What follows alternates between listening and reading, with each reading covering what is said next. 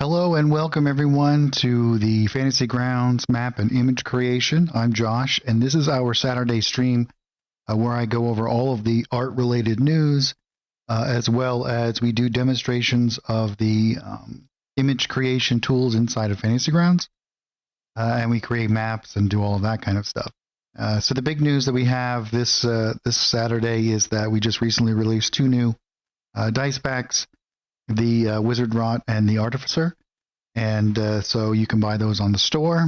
And so I thought I would show those off here today, and we can go through some of the dice elements here.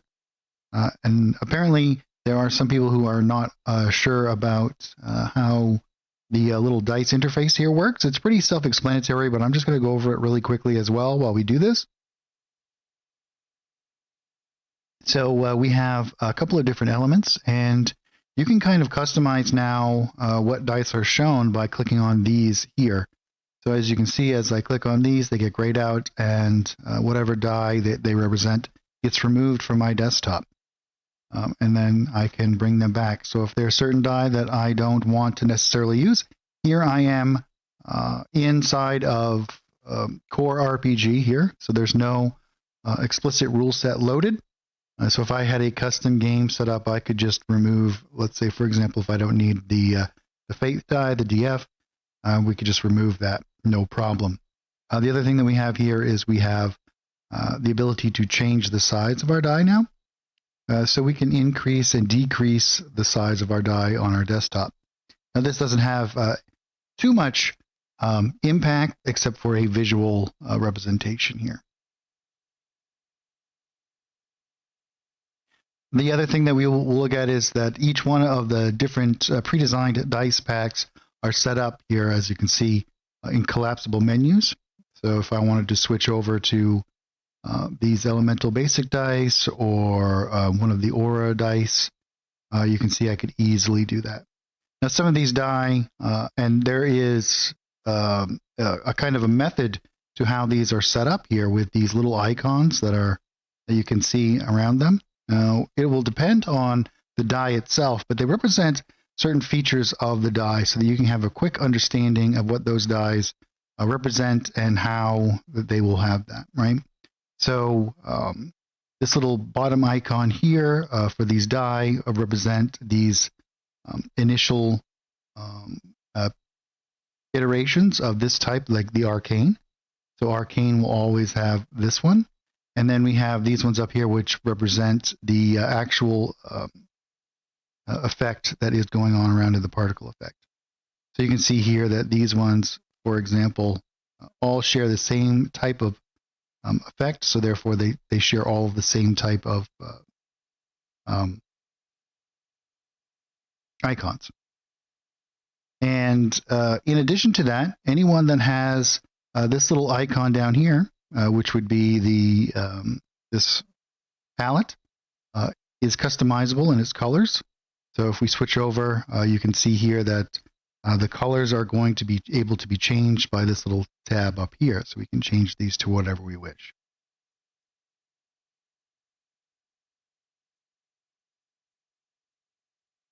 Oh, awesome, Spencer. I'm so glad.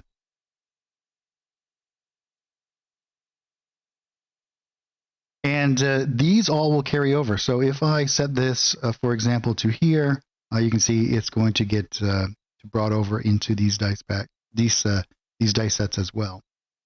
One of the things that I do want to note here is that the color picker, no matter where it is used inside of Fantasy Grounds, we have the little eyedropper tool. Now this will work anywhere on your screen here. So that is within Fantasy Grounds. If you go outside of Fantasy Grounds, it will no longer pick it up. But this means that you can actually take your die and you can coordinate them with your theme itself here. So if I wanted to, here I am, let's cancel this, in my body, for example. If I wanted to use maybe even like this font color over here, you can see I can grab that and I can set that right up there and hit OK. And then I can do my text. I can grab this little color picker, and maybe I want to use this color right there, and boom, I've done that. Now I've instantly kind of created a thematic change that it coincides with the theme that I'm using here. Yes, remember to hit OK. That's right. And so as I change dye here, and you can see as I switch over to this Artificer set, it's going to go along and exactly change with that. So going through the Wizard Rod here, we have the Antique Gold.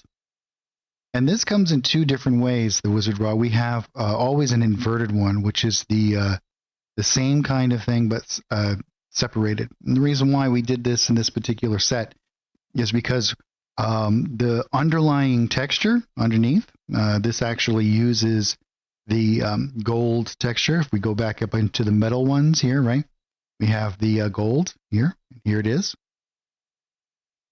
And this actually builds on top of that. So what this does is it creates a new texture around the edges. And then what this does is it creates a new texture on the face and leaving that gold to kind of shine through, as you can see here. Let's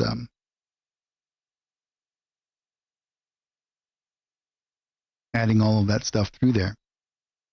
And so we also have this one that's with the bark texture. Here we have another one that is with the gold itself, with some thematic color changes and so on as we kind of go through here. Each one of these are kind of set up to give a particular type of feel and color coordination, but then you can come in and do whatever you would like as well. And same with the Artificer dice here. So we have lots of different textural kind of things, and there's a lot more of this kind of stuff coming. As this stuff gets more and more advanced, you'll see much greater range of dice that we can kind of offer here. This is an exciting new area for us. Great. Now with that out of the way, I think I'm going to actually use this one today. Yep. And we can close that down, and that will maintain here. Also, the dice that you pick, I believe, I'm not exactly sure, but I believe the last time I tested it, is consistent across your rule sets. So if you switch rule sets, I believe that the dice set will maintain whatever you had chosen before. Evil Clown. Yeah, I have lots and lots of plans. So expect to see a lot more dice packs coming out. The other thing in the news is that all of the officially released themes are getting updated, so that should be exciting. I'm doing a complete overhaul on them, so those will be coming out as well. In addition to that, this month we'll be releasing a new art package, which is going to be another additional full map pack. Well, what I mean by that is pre-designed kind of maps. I've done 2 in the previous ones, and this one will also connect to the other 2 with 9 new maps there. So very exciting. So now let's get into some map creation ourselves. Anyone have any sort of suggestions that they'd like to see done this week?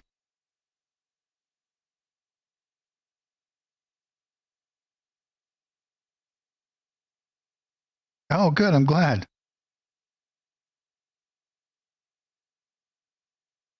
I think that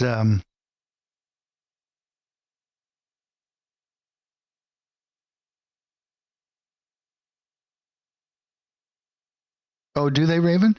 So if you guys ever come across one of the things that is the most challenging with theme creation is that, oh yeah, we could do some more. We actually did one just a short time ago here, a couple of weeks ago, where we created this one. That's kind of sci-fi street. But one of the major hurdles with the themes is that there's a lot of updates that are constantly going on with the rule sets, and therefore, oh yeah, we did it for a couple of weeks there, and you can certainly go back and watch that one. But yeah, I'm always down to create that kind of stuff. Oh yeah, we could do a campsite. That sounds pretty fun. Yeah, we could do a post-apocalyptic one. Sounds fun. But as those things progress, and one of the things that is very difficult, because I am the with those official themes, I have a lot of maintenance that needs to be maintained on those. And a lot of things do end up slipping through the cracks. So if you do come across any issues whatsoever, please let us know. And that way I can get on there and make sure that they get fixed.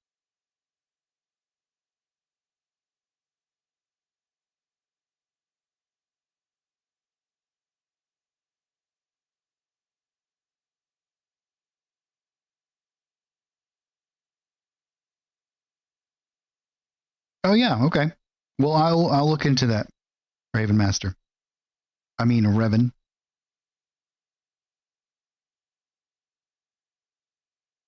But yeah, and the best way to do that is to either put it in Discord or on the forums, and that way I can get right on that. But I've actually been doing an overhaul on all the themes, and that should be coming out here shortly. It'll probably come out in stages because I've actually done a lot of rework of the images, and we've got new rule sets that have been released. So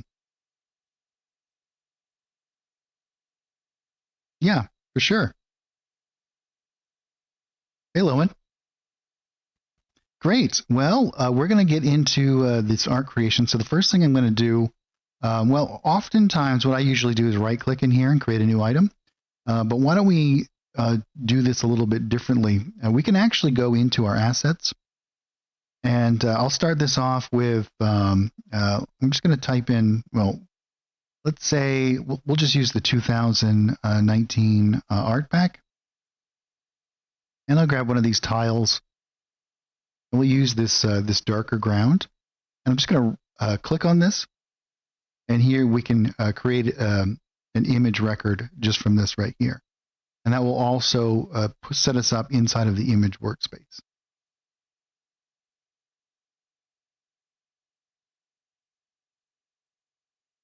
Okay, great. Yeah. Well, if they're not resolved, just let me know, and that way I can get in there and make the changes necessary. There are so many different changes that need to be considered when all of these different rule sets come out, and a lot of the rule sets are created by independent parties, and so it's not something that can be easily identified.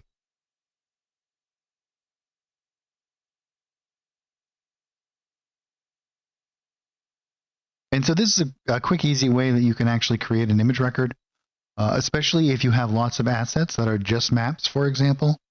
This makes this like super easy, where you don't have to actually even engage in the image tab whatsoever. But from here, what I'm going to actually do is I'm going to set up this to be 100 by 100. And then I'm going to just lower down, not change it, lower down the opacity of the grid here.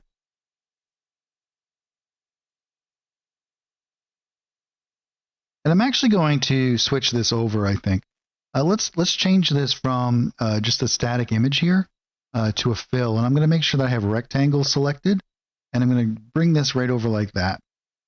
And what I'm actually going to do is we can just drag out, I'm going to hold down Control so it snaps to the grid. And we'll drag out a nice little section here. And we'll come down and we can just delete that. And we'll call this post APOC camp.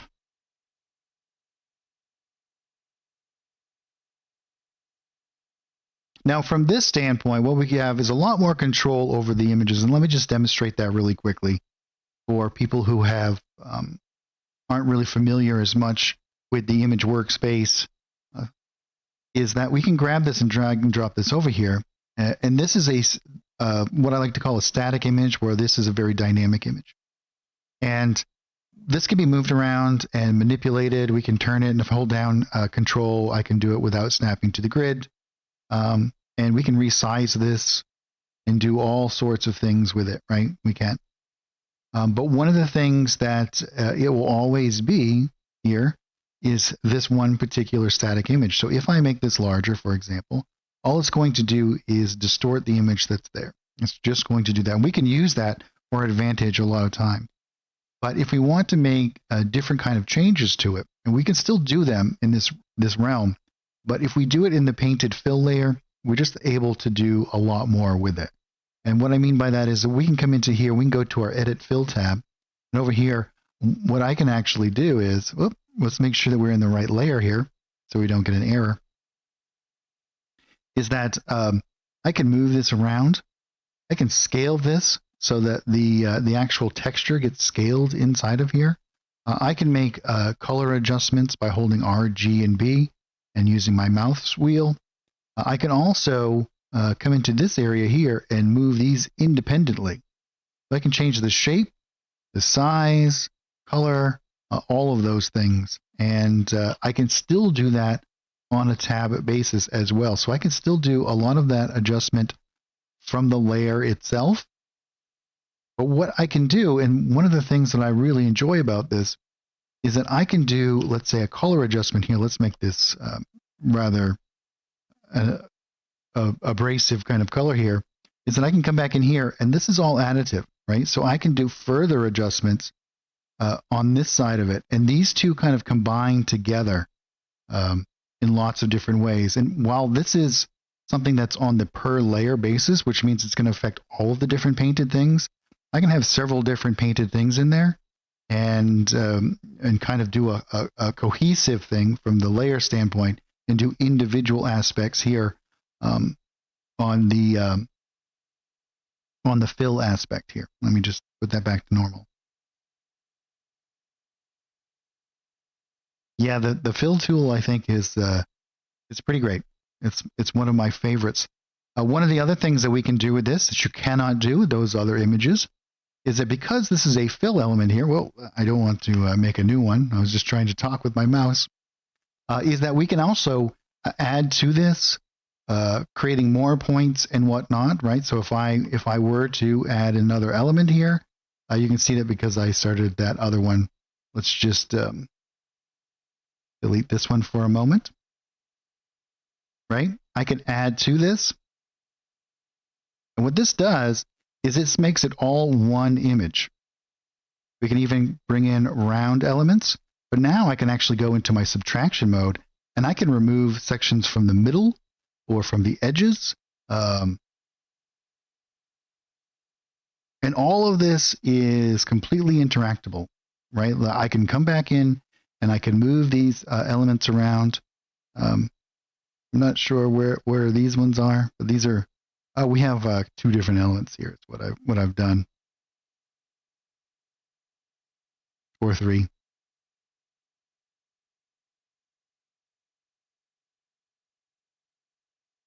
But we can actually interact with this in lots of different ways here, right? So again, we can subtract the thing out of the middle here, and you can see that this is all still adjustable here, still able to be adjusted. I think that so we'll start over here and start off with a normal creation mode here and overlap event, and we'll create this. And we can even come in and we can fade off from the edges. So I hold down F and use my mouse wheel. So I can fade these edges out, which comes in really great if I wanted to come back in here, for example, and I'll grab this image, which is like a grass texture, right? And then from here, I could draw out some like grass patch shapes, all on this same layer. And then I can come over into here and we could fade those edges out. So we get this nice little texture kind of change here. You can see how well that works. So all of these tools, the painting tools specifically, are spectacular for your image creation needs. And again, these two images are independent of each other. You can see I can grab that one and move it around, grab this one and move it around, and they have their own set of tools here.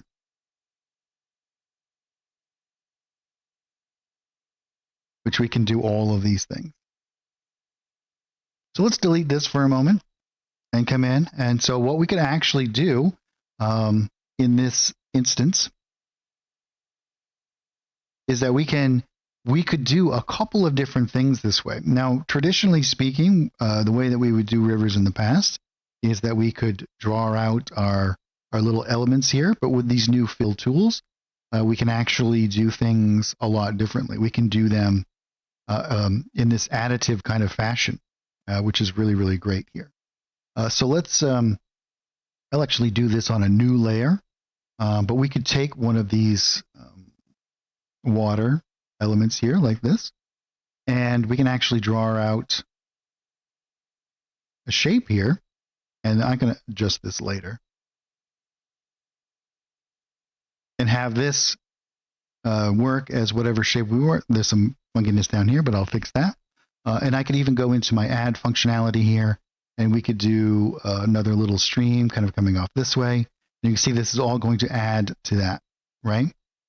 And now let's come in here. We can just delete those. I'll probably just delete all of this and grab that, and we could snap that right down here to the end.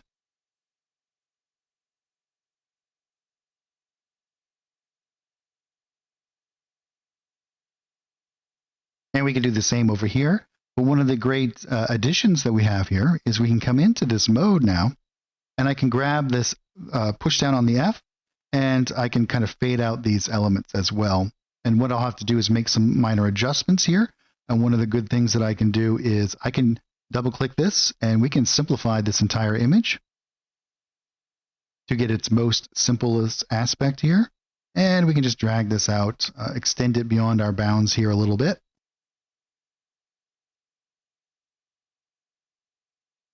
Same on this side.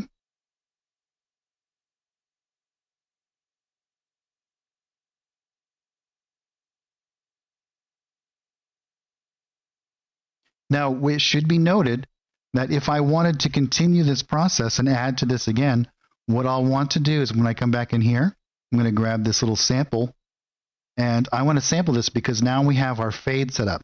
It will only add to the same image if all of the parameters are exactly the same. So you have to do that. So you either have to do all of your different additions and whatnot before you change any of those parameters, or you have to re-grab these parameters. And we can do the same thing. Let's draw in another element down here where we can reconnect this, and you can see here we can reconnect right to that and do exactly the same there. Yep, as long as you are in this tab here. And I accidentally did this as a new image, so let me double click this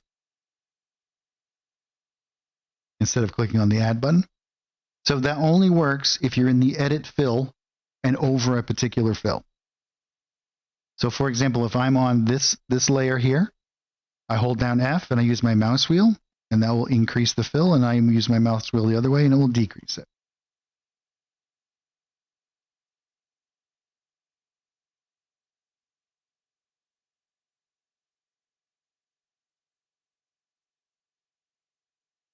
You can see that it's now added to it because I have the add selected.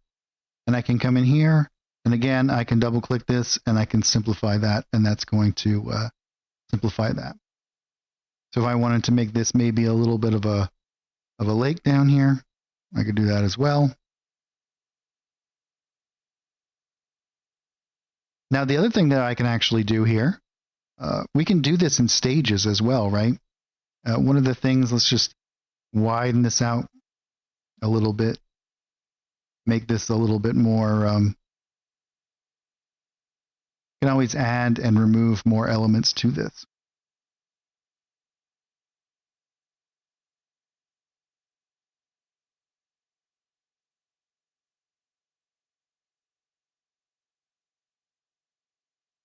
Yeah, there's a whole bunch of different ones. So if you come over into here, they're actually all listed right here, right? So left click and drag is to move this.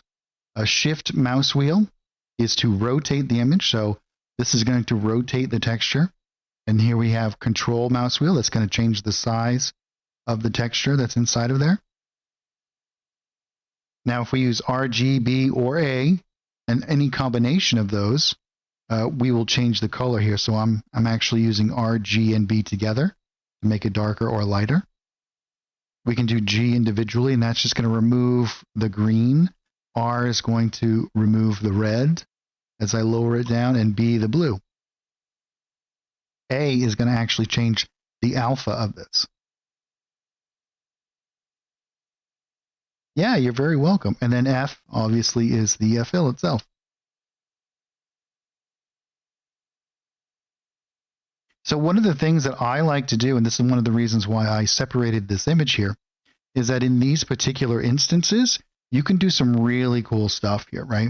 So I'm going to duplicate this, and that's going to duplicate all of that stuff that I just put together there. Now what I'm actually going to do is I'm going to hide it. Now let's lower down the opacity of this. And then I can turn this one back on. And what I can do is go into my tab over here.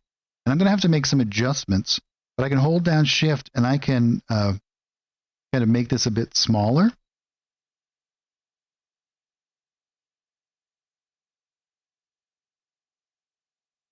And we can actually kind of create a cool little transition here where it seems to fade more out here on the edges. And you can do like these layers of depth.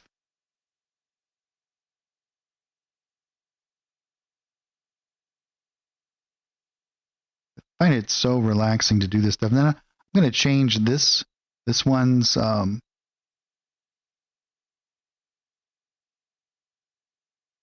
bring this all the way out here. We want it to be like there.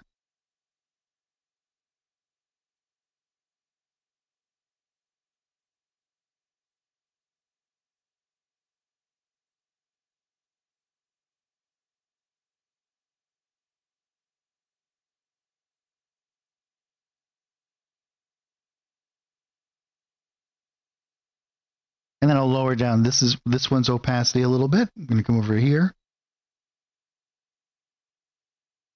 And we can drop this. I'll drop this in underneath here.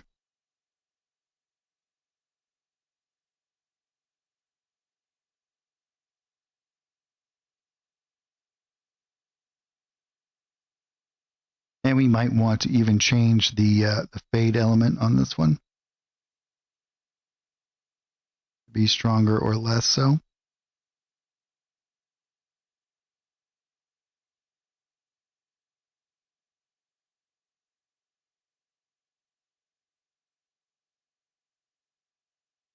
Now, one of the things that I like about this is that we can actually kind of create these edges where the water really like fades out.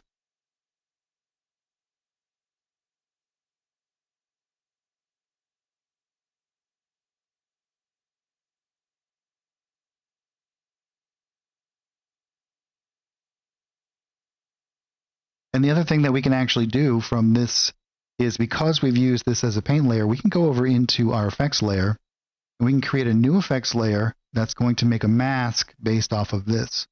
And then we can go immediately into our water, and you can see it's already masked completely just to our water.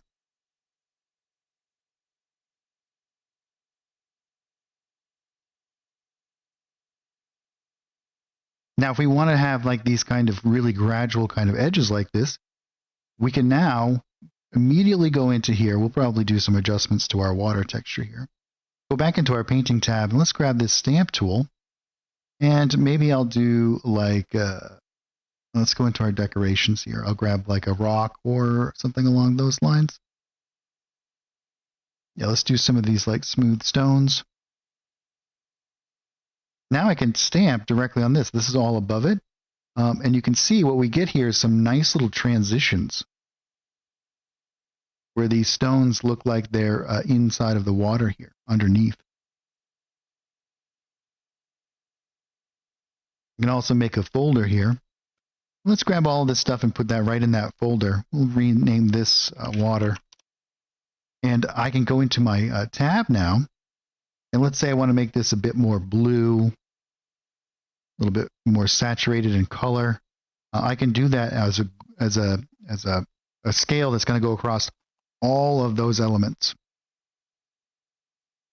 I can also adjust all of their opacities at once if I want to, and so on.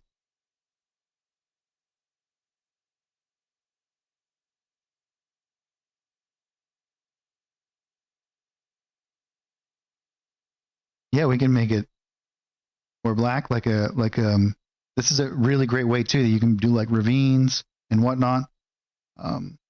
Obviously you'd want to turn off your water effect. I don't know if you'd want to have like a wiggly ravine, but as you can see here, you can create holes and whatnot. We've done this in the past as well.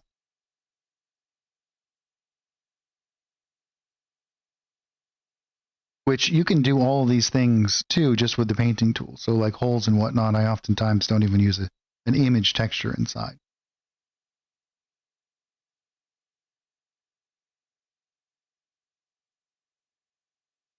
But really, sky's the limit to your imagination.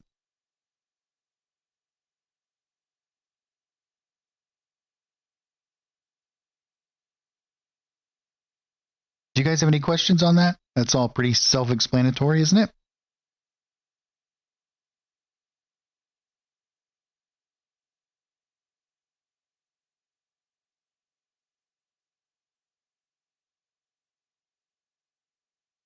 Great. Well, let's keep moving on then.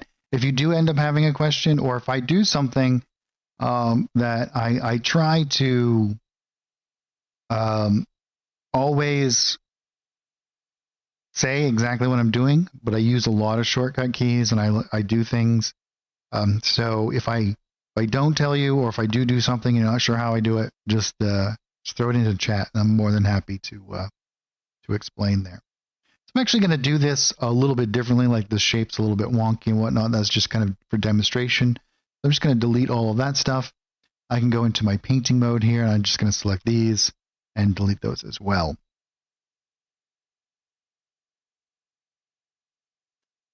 Should also be noted too that you could do it the exact opposite.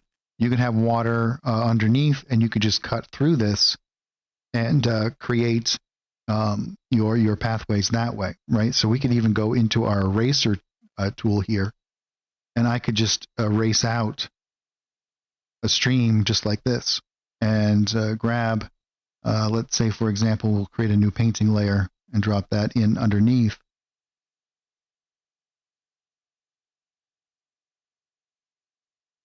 Let's grab a darker one from the coastlines.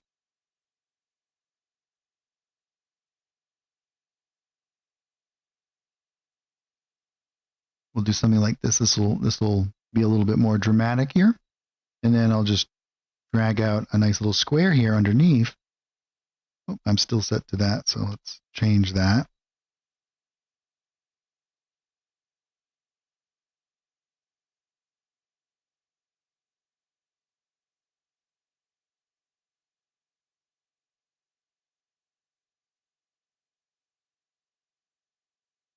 And if I drag this out,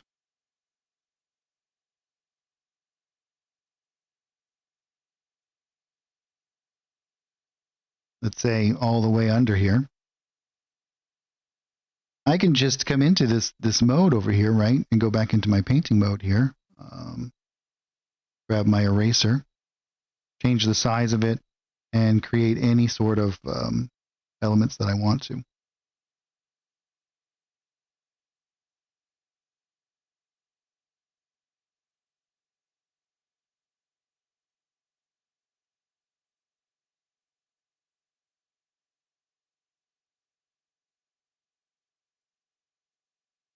And we can still come back in, and we have all of these points that we can now change, move around.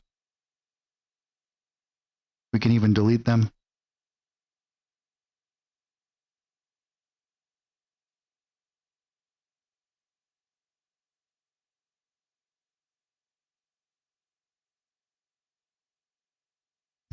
So two ways that you can actually create exactly the same kind of effect, depending on how much control you want to have there.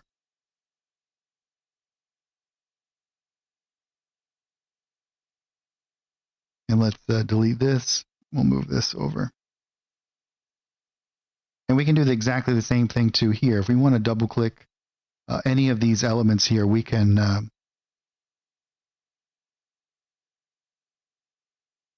even move this whole section around now. Like we could widen that up or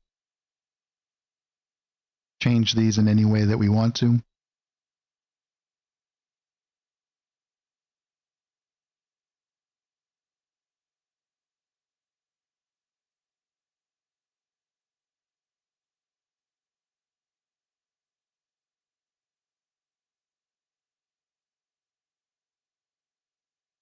Yeah, well, you can do it that way as well.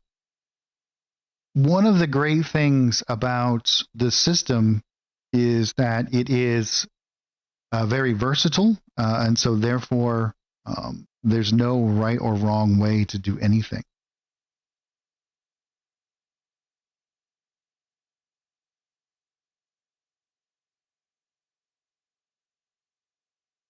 So you do whatever is most comfortable for you.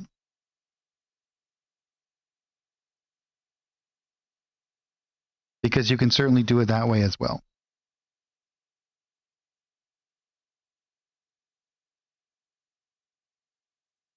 And so to demonstrate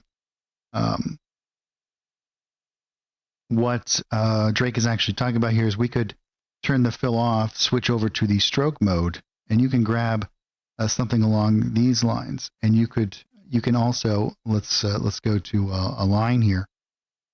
You can paint out these elements. Now, one of the things, and this is the main difference and when you want to use one versus the other, as far as like I'm concerned, is that this is going to have visual information in it, right? We're going to have these little like ripples. We have the stones for the embankment. We have a lot of pre-designed elements inside of the brush itself to alleviate some of the now we'll have to go back and do some changes here, but I'll show you how you can kind of do some of that stuff.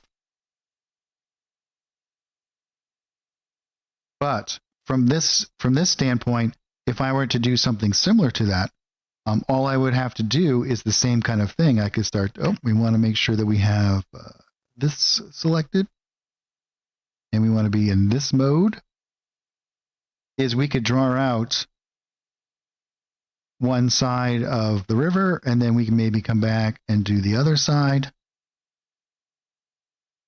And you can see we'll have all of the side material done, all of that stuff. And if we had another element underneath, this would kind of work exactly the same way. Now this is supposed to be like a coastline brush. I'll just come in here and delete those. But we also have just river brushes, which are both sides, and you can kind of draw all of that stuff out as well.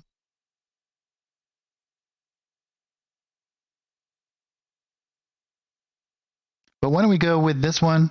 I'm going to actually do a couple of different things here. We want to do, we'll make this like a little bit of like a brook area.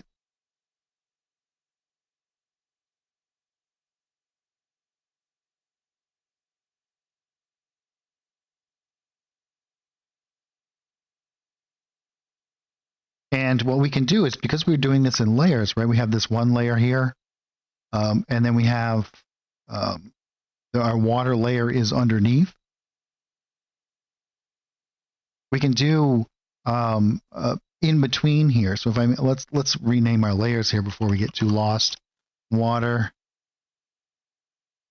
ground, and we'll create a new layer here underneath, or in between rather. And then from here, if I were to go into, we have a really nice rock brush. I believe it's in the underground map pack. And what this actually does, you can do some really cool stuff with this one, is we can drag and drop this in here. We could do something similar to that just by following along these edges here.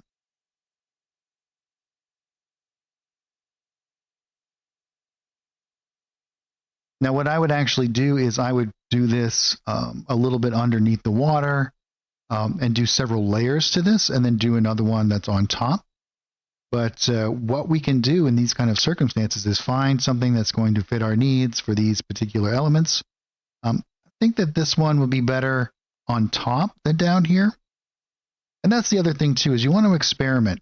Don't be afraid to do something and then take it away again. But what we can do, we can find something that's going to be along this edge here, and then we can kind of create exactly what we want from there. The main thing that we want to do in a particular instance like this is to make the scene believable, right? So we could actually do a couple of different things, and one of them we could do really easily. We'll do that first. We'll create an effects layer. We're actually going to create two effects layers, one for a highlight and one for a shadow. So we're going to do adjust colors, and we'll bring this down to something like 45. And then we'll create another effects layer, and we'll do another adjust colors, and we'll bring this up to something like 54, or maybe even like 63. Yeah. We'll have to adjust these, and we're going to add a mask to both of these. Now we can do is create a little bit of a shadow along this edge. And the size that we make this, right, and then we can blur this out, is that we will actually immediately start to create this this feeling, right, that there is some depth to the image without putting too much effort into it here. And we might want to do some on some of these little alcoves and whatnot. Then we'll do the other side over here.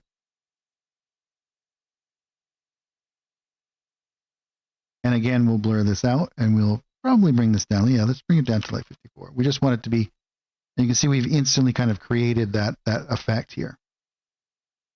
It doesn't have to be a lot, just a little bit. And we're going to want to do a little bit along here. Now, the difference between the two sides here is that one you want to do mainly on the ground, and the other one you want to do mainly on the water.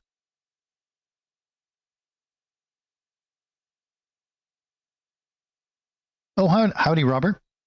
Yeah, this is just a general map creation inside of Fantasy Grounds Unity.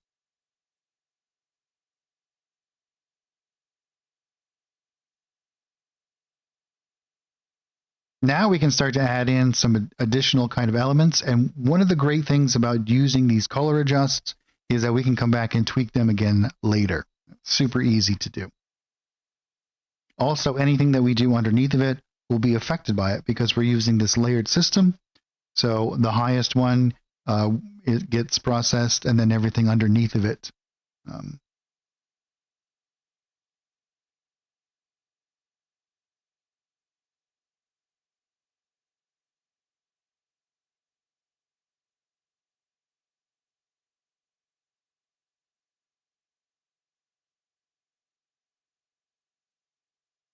Great. So let's go in, and what are some of the stuff that we might have on an embankment here, right? What kind of things do you think that we might encounter? Rocks. And we might want to do a little bit of a transition underneath.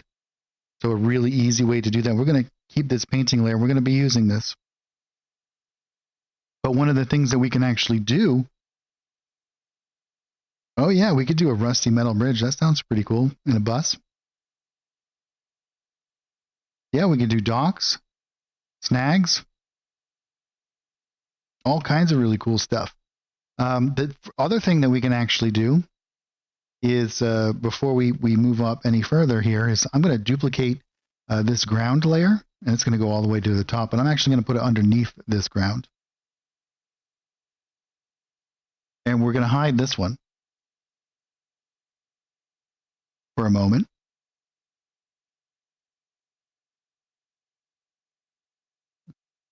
And what I can actually do is inside of this ground layer here, I'm going to go into my painting tab, over to the edit here, and I'm going to fade this one out. Now I'll have to make some adjustments. I'll have to move some of this stuff over.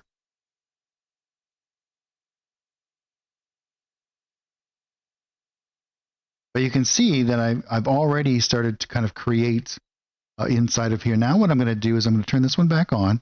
But I'm going to stay on this tab here. And you can see here are all of the edges here, right? So the first thing I'm going to do is I'm going to double click this and I'm going to simplify it, as well as this one.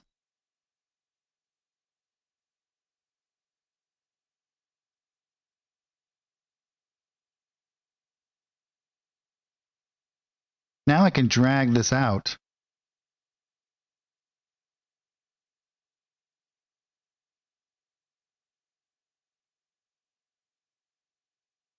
And we can get some neat kind of color transitions here.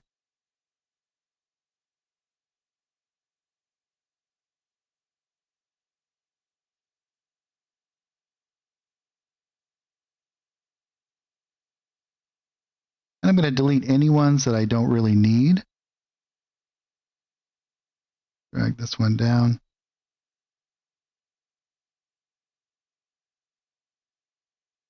And you can see I can actually use this now to pull out where I want it to be more of a gradual kind of drop off, and where I want like little sandy elements here, and where I don't want it to be.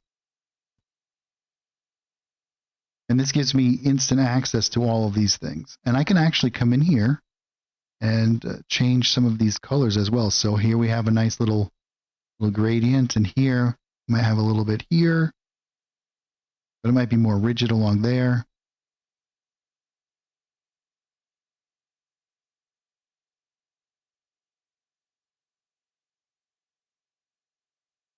Yeah.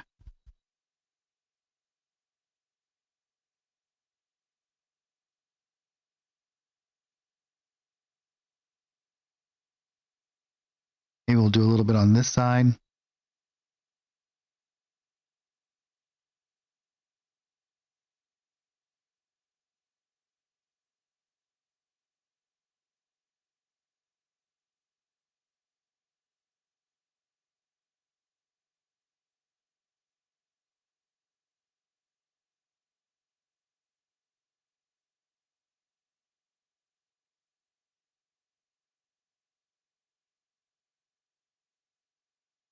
So you can kind of play around with these and figure out how you want them to kind of be portrayed here.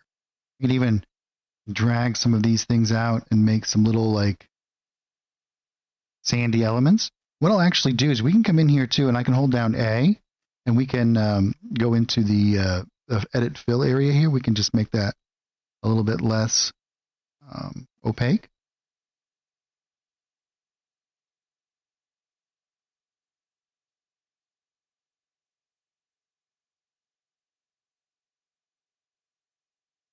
Make these little like sandy or dirt bars that kind of go across. I would assume it's probably going to be more like dirt. We can paint right on top of these with some rocks and stuff. And this is just going to create some variety. See, we want to have some that are more rigid, like this here. And then we want to have areas that are not, right, with a good separation. So one of the other things that we might do is come over into our layers tab here, and we might just darken this up a little bit.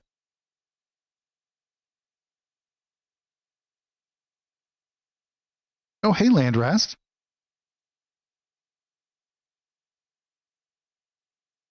Let's make everything like 200. See how that is? Yeah, that's pretty good.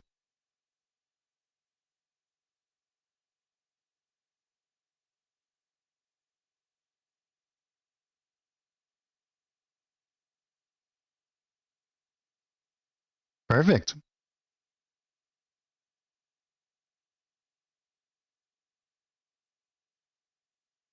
Now when we begin to actually make our elements here, I'm going to go into the water tab really quickly.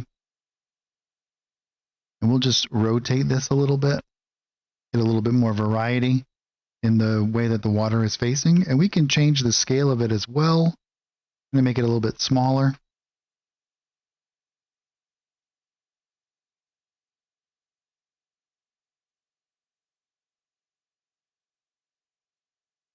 Very cool.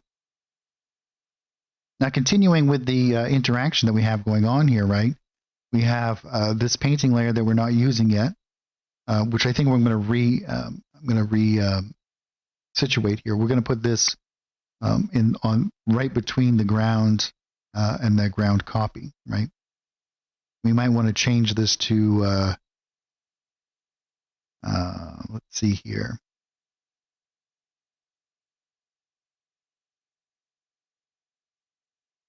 Water edge. And then here, what I might do is stamp in some elements that where the water is going to be interacting here. So we can go into one of the things in the coastal map pack here.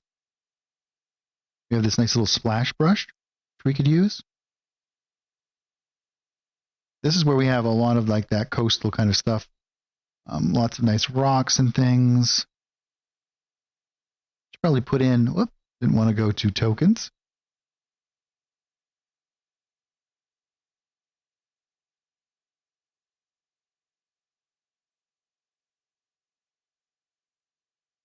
Yeah, I think we'll go to, we'll just grab this.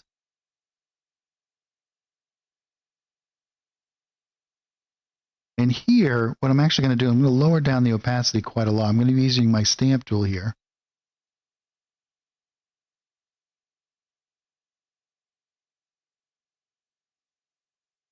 And we can create that little bit of like froth and whatnot that might build up around some of these areas as the water flows.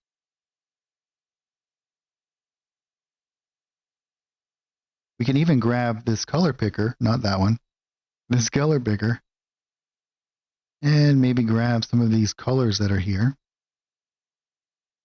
Again, lowering down that opacity. We can do further kind of interactions here with the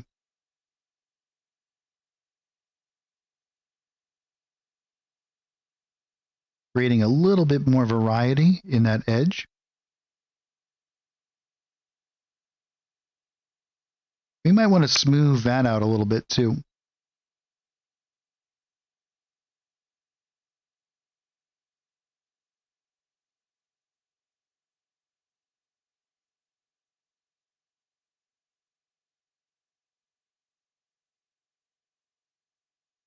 Now what I'm actually going to do is I'm going to just use this and I'm going to grab this and it's going to reset to all those colors that I had there. And I'm actually going to turn off my aspect lock ratio. And from here, I'm going to change my dimension. I'm going to distort this image a little bit. So let's make this something like 3.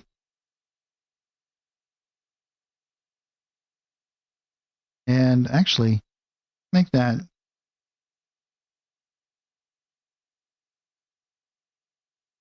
more like this.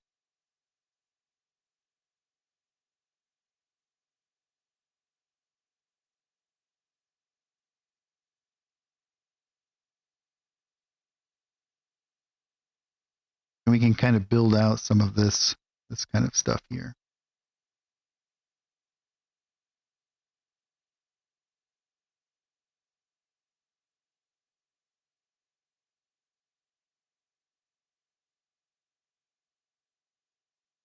And at any time, what I can always do is come back in and move some of this stuff around.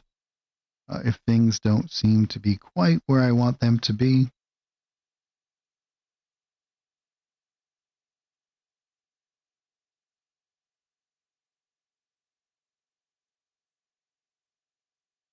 Yeah, you can see we can start to build up this little bit of feeling here.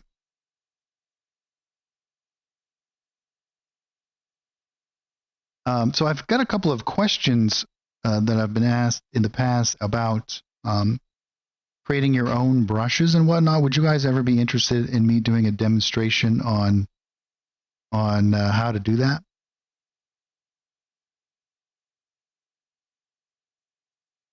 I think we'll go back to this one.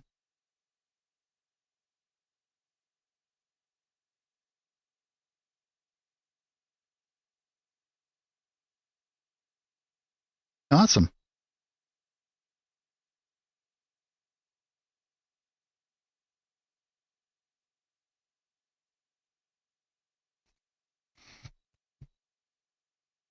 Yeah, well then we'll certainly do that.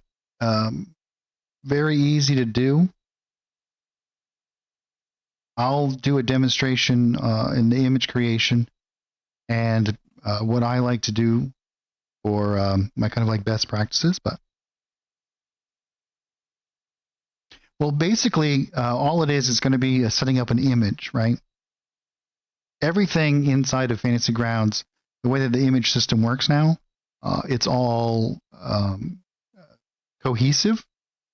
So, for example, if you go into your tokens, right? If we go into like, let's go into like one of these tokens, whatnot. Let's just go into the these ones. You can grab a token and you can drop it in here, and then you can just stamp it as an image. So all of the different images are usable in every different scenario. So I could just like stamp this image down here. Now I've done that, but I did it underneath. So there it is. Even though it's technically in the tokens area. So in the same vein, I could come over to the stroke element, right? And I could drop it here. And I can just drag this out, and it will make a whole line of them.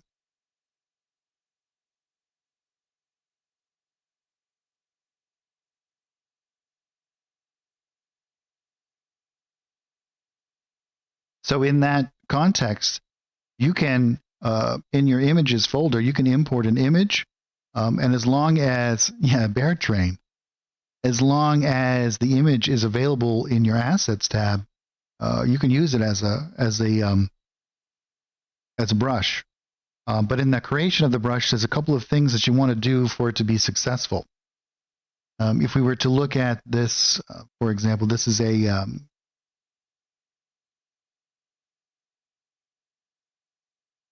little bit of a brush that we made a long time ago for doing some it's like waves along the edge of a coastline. But you can see here, it's a little bit janky on these edges.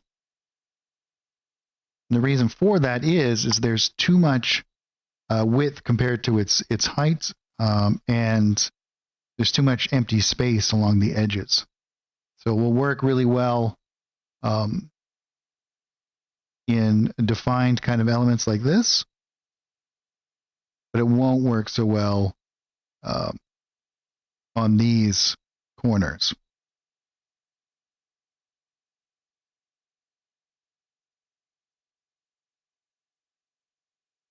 But yeah, I would be happy to kind of go through that stuff.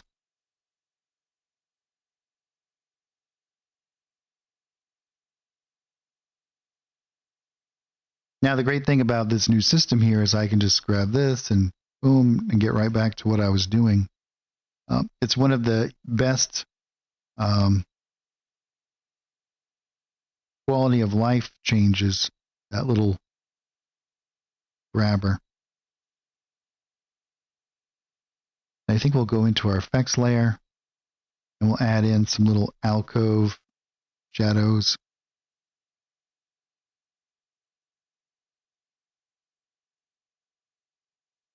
It'd have one right there and along here. This is what helps kind of give it that feeling of indentation. And then we can come to the other one here, and we'll do some along there.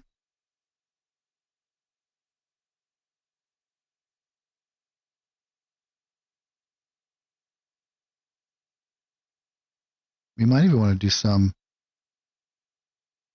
make some like hills and whatnot.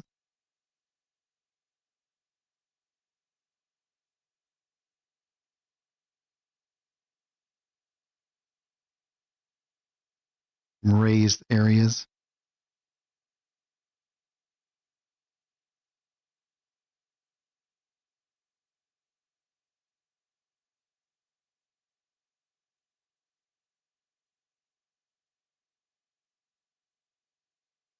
There's no key command. All you have to do is, there's two different elements here.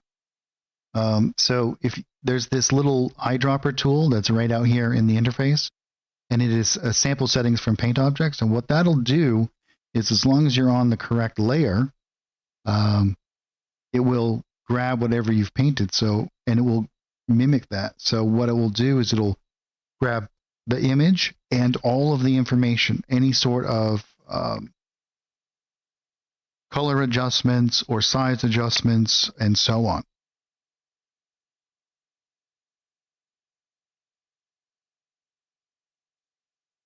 So for example, if I were to, on this same layer here, let's go into here, and I'll just grab a rock again.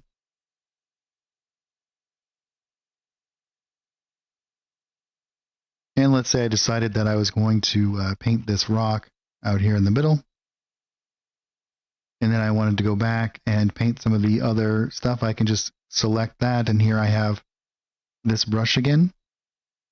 Then I want to go back and grab that rock, I can, and continue painting.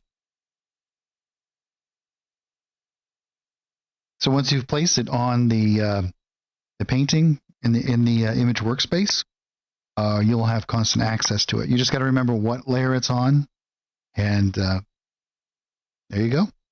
This will work with everything. It works with these elements as well.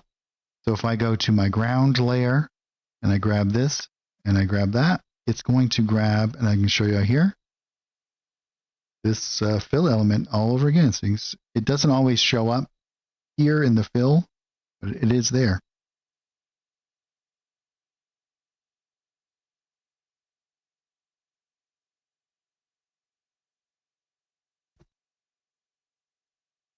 And this will also grab any sort of those changes and adjustments.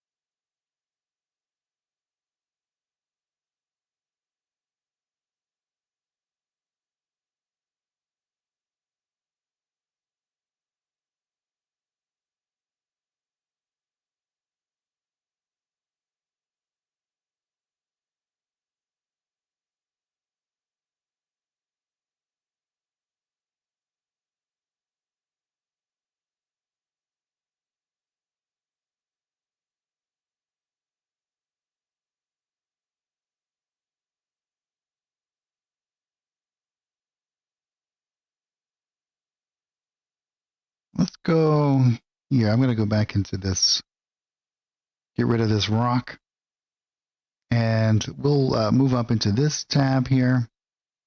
We'll paint in some larger kind of elements up here and integrate them as well.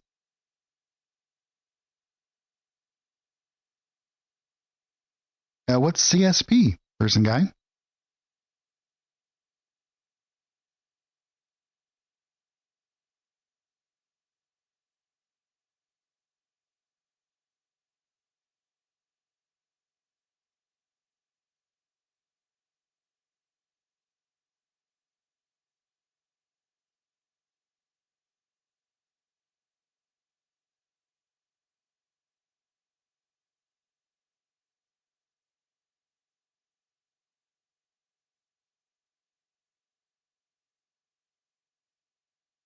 I would assume that it's not like Clip Studio Paint, no. Now that I've never used it, so I couldn't really tell you. We'll do, yeah, we can do something like this.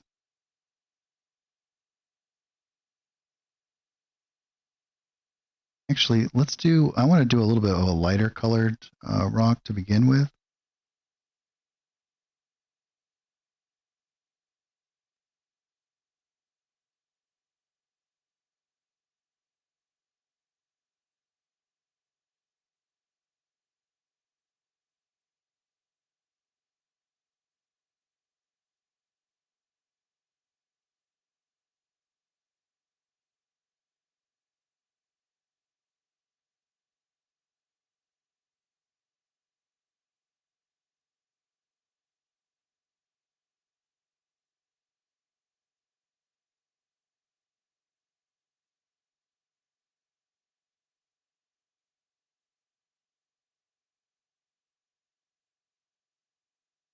Yeah, that might work good.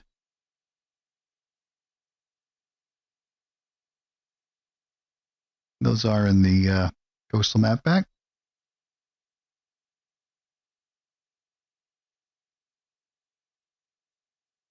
Yeah, we'll grab these ones. We'll use these ones. I'm going to do these on the ground level. And we can, what I want to do is, and we should probably do this for best practices, is always kind of build up all of your base elements and then add all the detail-y kind of elements together.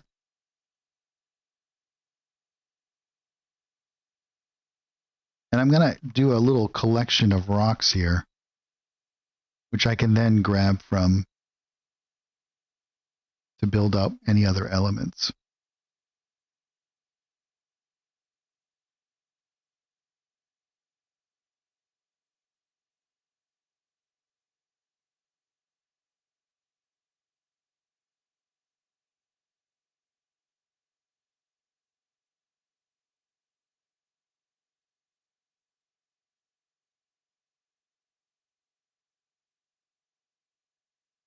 We'll put one like here.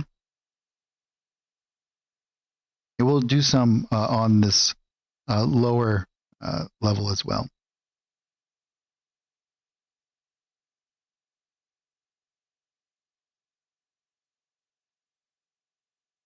And again, we'll turn off our aspect lock ratio.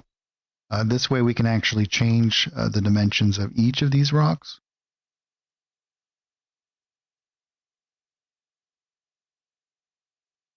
And I'm just going to kind of randomly place them around. We can kind of move them again later.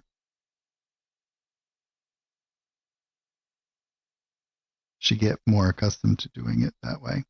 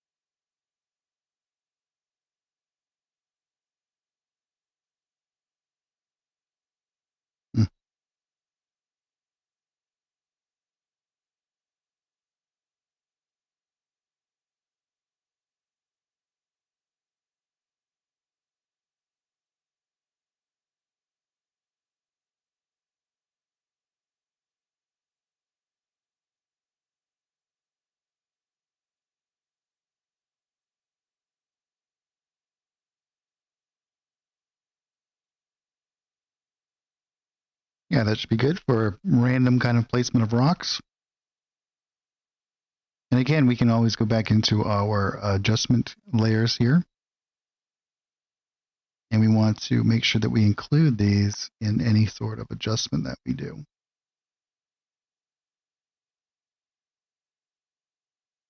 This is why it can be good to kind of do these things at the end. We might want to actually move this one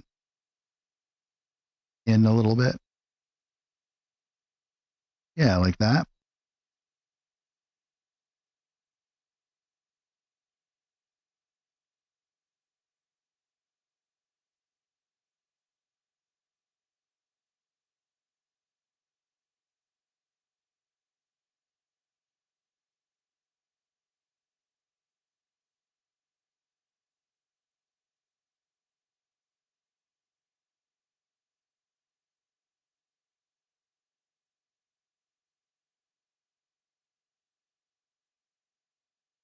We can add some additional elements in there later. I think we'll do, let's go.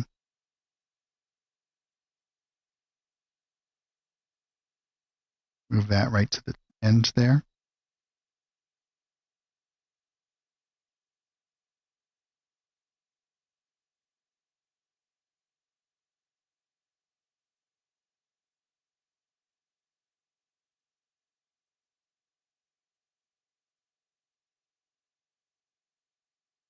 Yeah, very cool.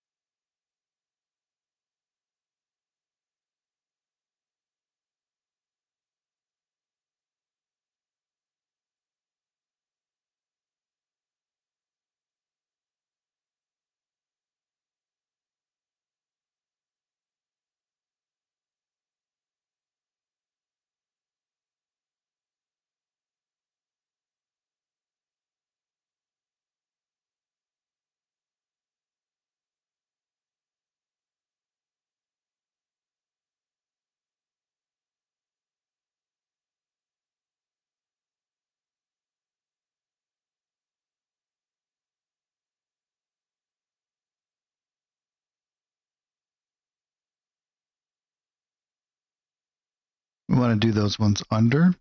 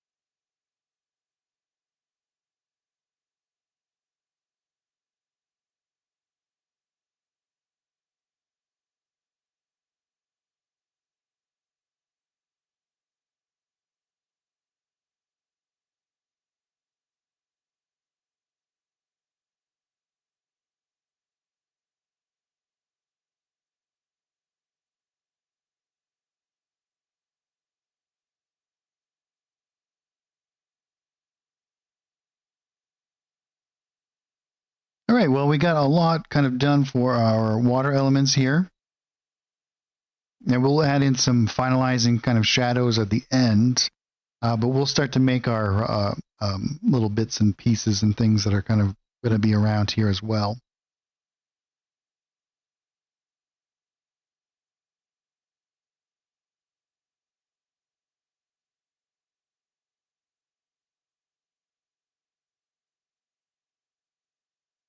I think we'll bring this one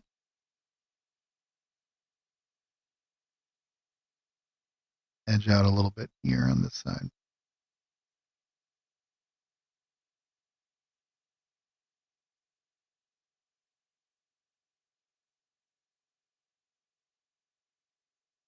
Something like that.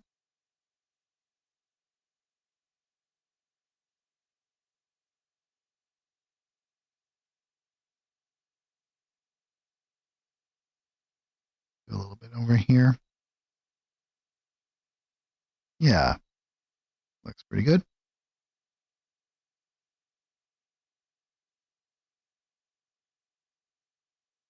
The next thing I'm going to do is on this ground layer, we'll start to do like some grass elements.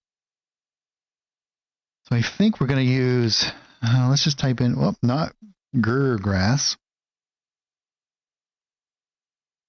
And this will take a minute to load because there's lots of different grass elements.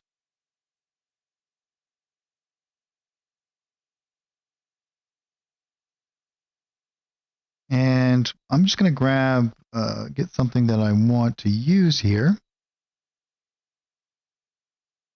We're going to be doing like this grungy kind of apocalyptic scene, and we'll add in some bits. So I think we're going to do something that's not, it's going to be a little bit more haphazard looking. I think these are in the desert. Yeah, western. And that one's in the desert, these ones.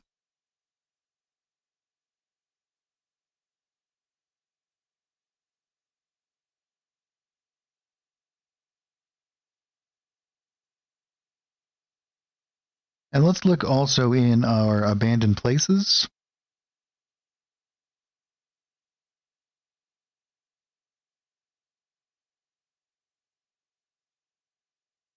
Here we have lots of good debris and whatnot.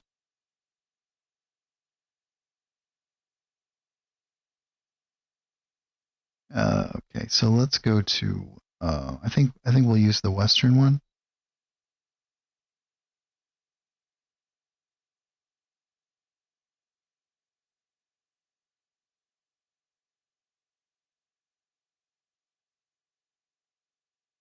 Yeah.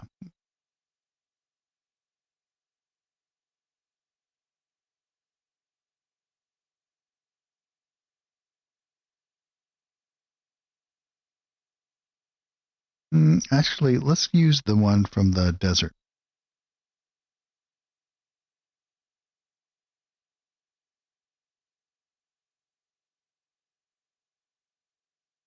Yeah.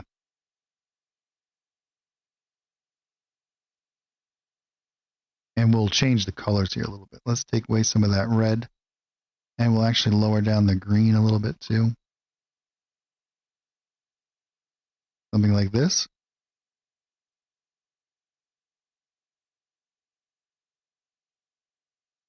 And what I'll actually do is I'm going to grab this hexadecimal code in case I want to switch to some different elements here.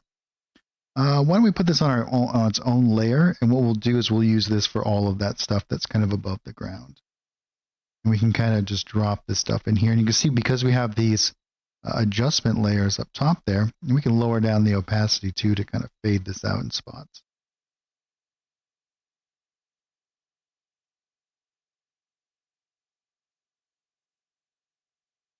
And we might even want to have some that kind of either grows on top of or filters out into these areas over here.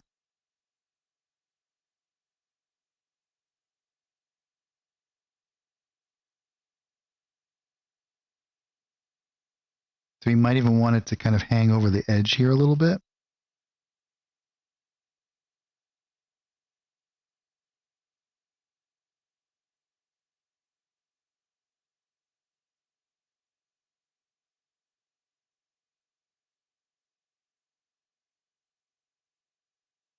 Yeah.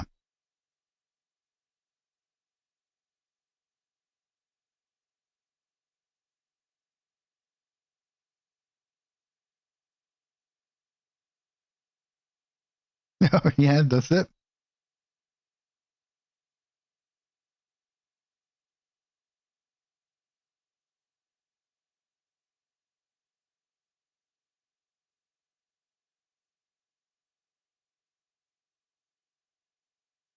So yeah, we blend that out onto a rock. This helps unify that scene here. We could do the same over here if we wanted to.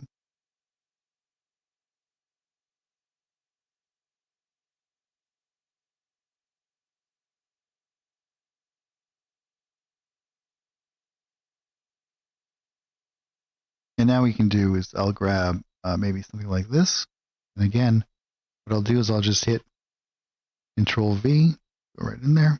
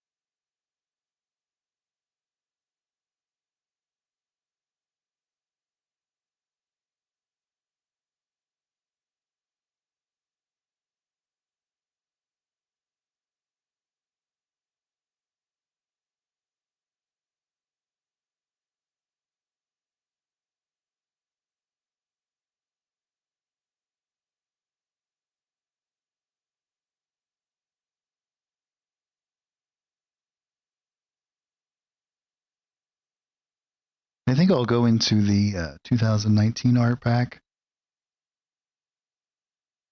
We have some good ground textures here as well.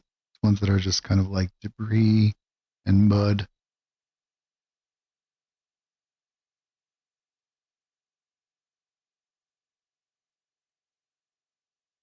I'm going to do some of this stuff. We'll lower down the opacity right in underneath some of this.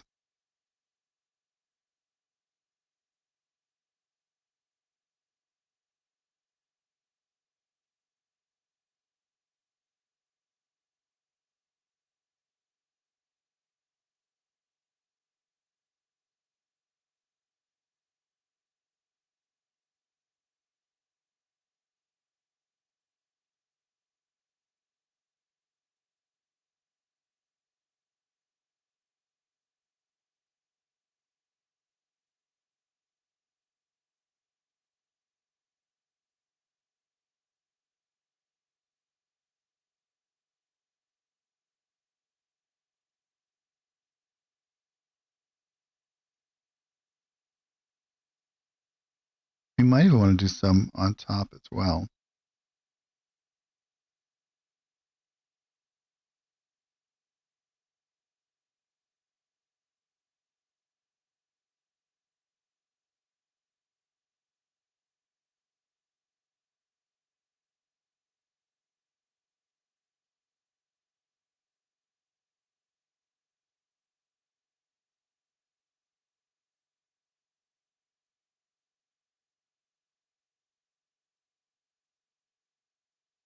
Building up these layers of textures can be super satisfying.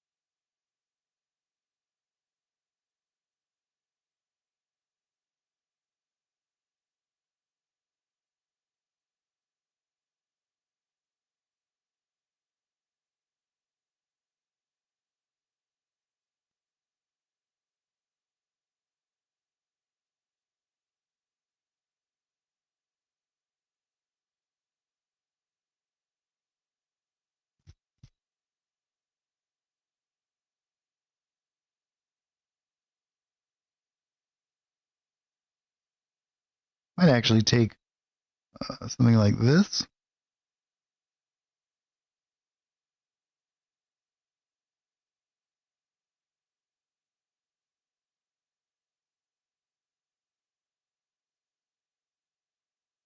And we can do some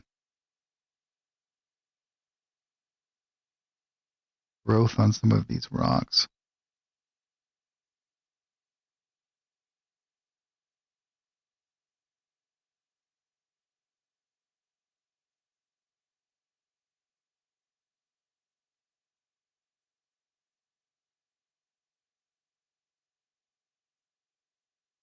Lower down the opacity a bit more.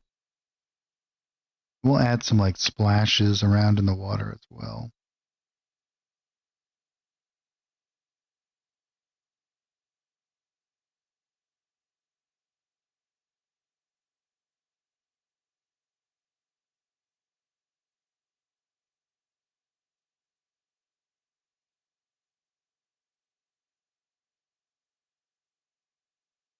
Yeah, very cool.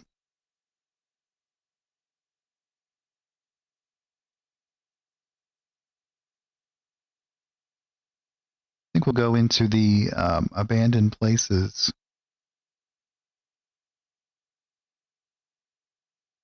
We'll go into the nature area here.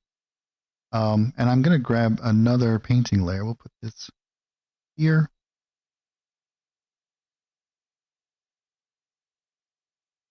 And we can grab some of these plants and start to paint them around.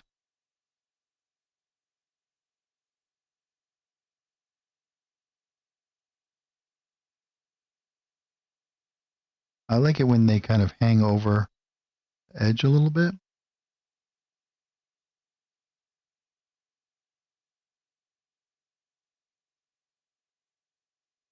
We can also change these parameters, some different kind of shapes going.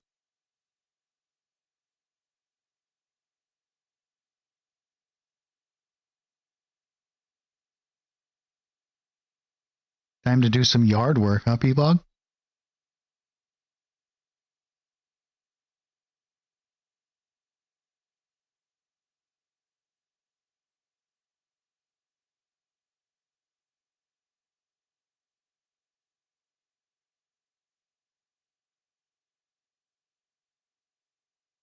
We have these little elements as well.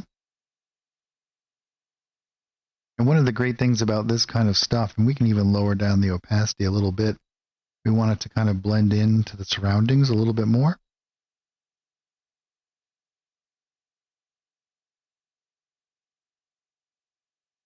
And you can see how these layers of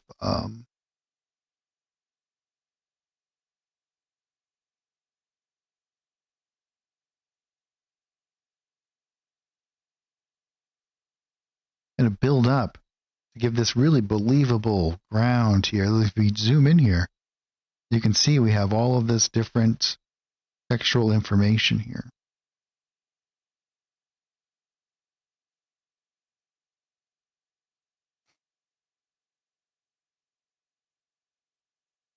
Yeah, Evo. I agree. Yeah, it's cold here too.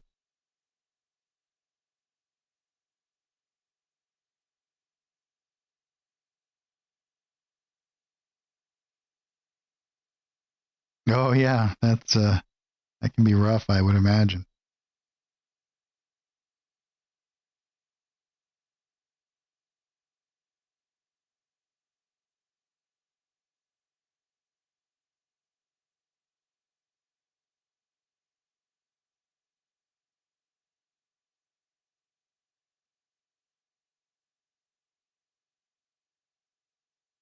Now let's do some over in this area.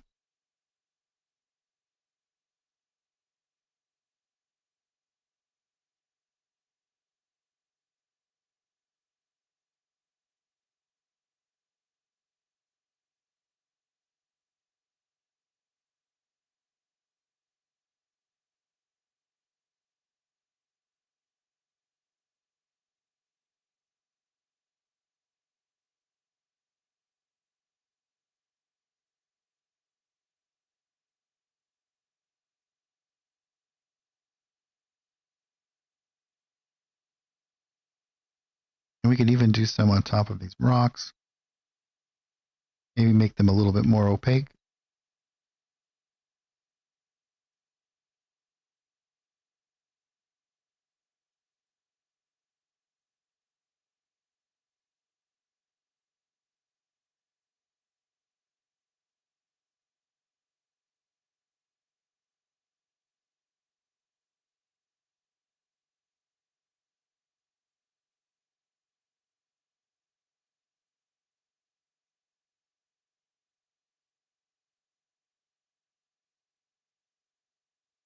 What we'll do is kind of focus in this area up here.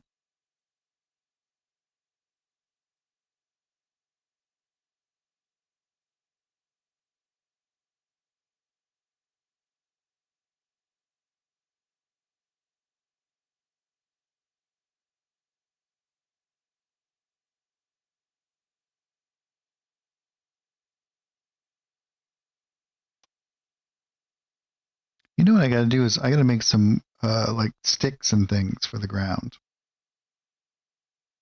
I think maybe in the western or desert.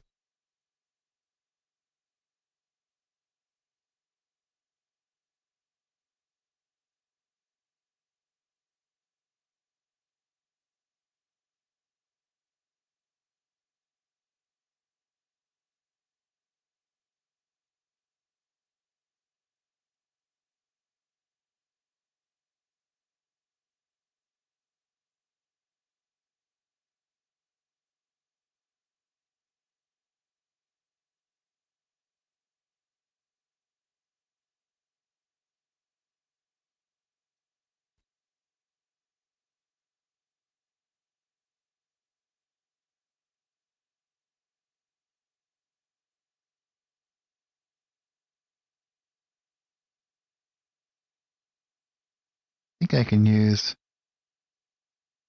maybe these ones from the Goblin. Might work best.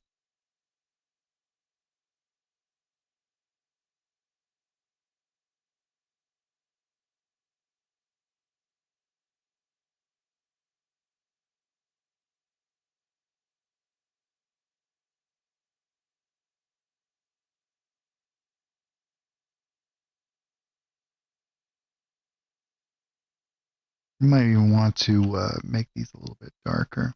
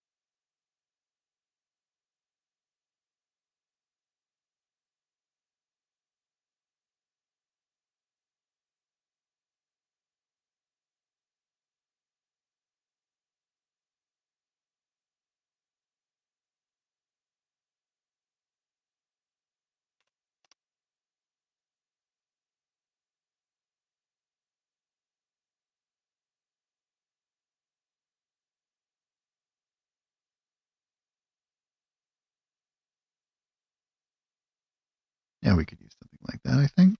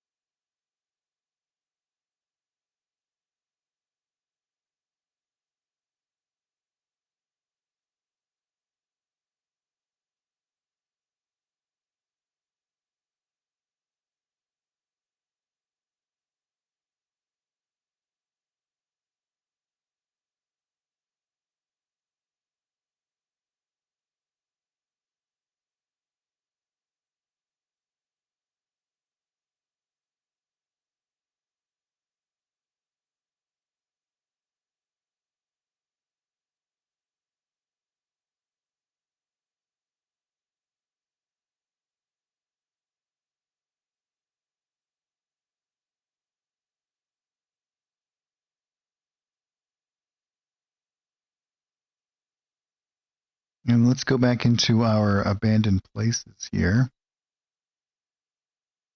See what kind of modern debris we're going to put around. And we'll have to tighten up our shadows some. Basically, what we're using these two for is just to kind of give that indentation feel. Maybe like this is like a little brook or something, where it's going to be like carved into the earth a bit more than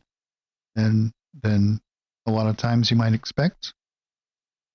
So you have like this embankment. And then we can throw in all kinds of like trash and whatnot. So we can go to like our litter.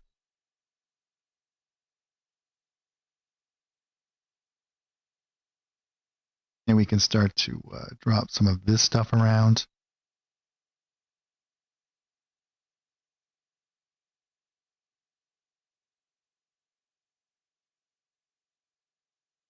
And I'll lower down the opacity of this so that we'll get some of that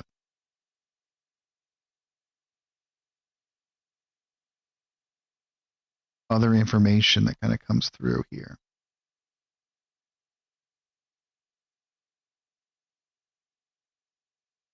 We'll make this and we'll put like trash in the water and whatnot. It'll be really cool. I guess it's not really cool to have trash in the water, but kind of a believable abandoned area environment here, right? Like this post-apocalyptic, and we have all kinds of different elements like this because the trash is going to build up in these areas. We have these elements that are going to catch it because they're just going to get blown by the wind, right? So where it kind of gets caught up is going to be in these bushes and all of that kind of thing. We'll grab some of these like tires.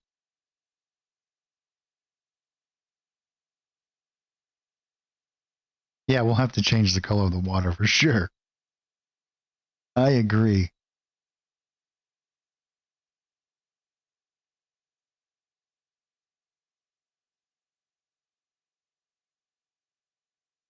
I think we'll do this like here.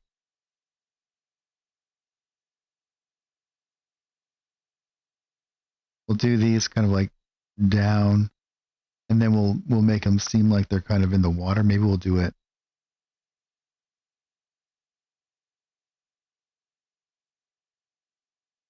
like this. No, that's too far down. We're going to have to do it here.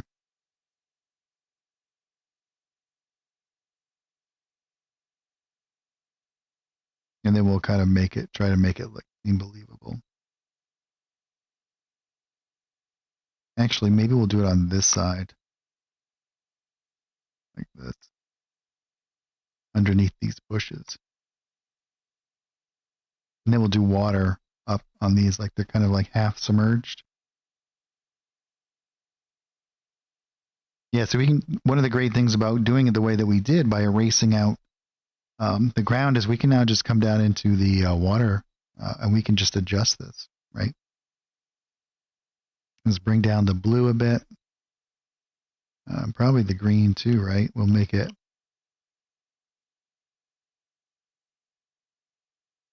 Actually, we could probably just lower down the opacity.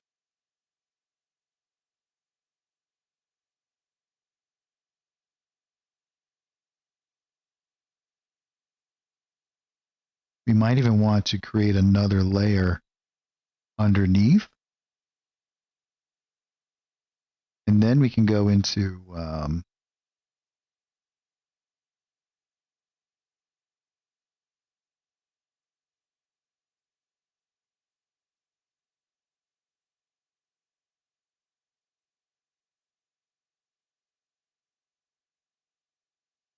I think we'll make it like a mucky bottom.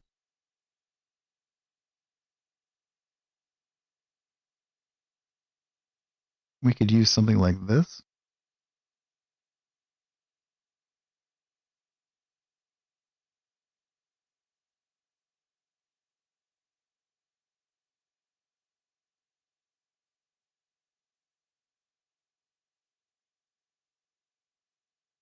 I'm going to grab this and drop it down here. And we'll just close that real quick.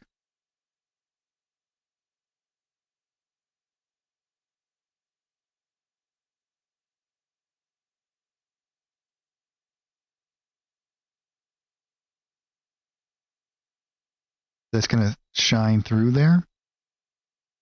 And then what I'll do, I'm going to make that a bit smaller. And we'll make it darker. We can actually hide the water for a second.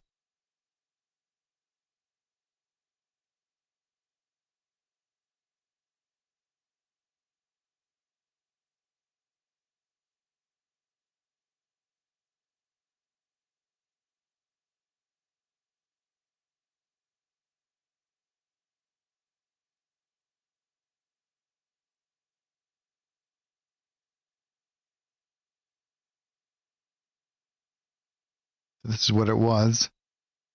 And then we'll bring it down to maybe something like that.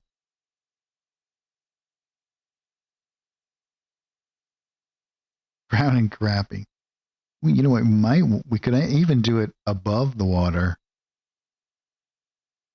right? So let's make the water completely opaque again. We could put it here, and then we could lower down this opacity. And then these elements, we could just come into here and go into our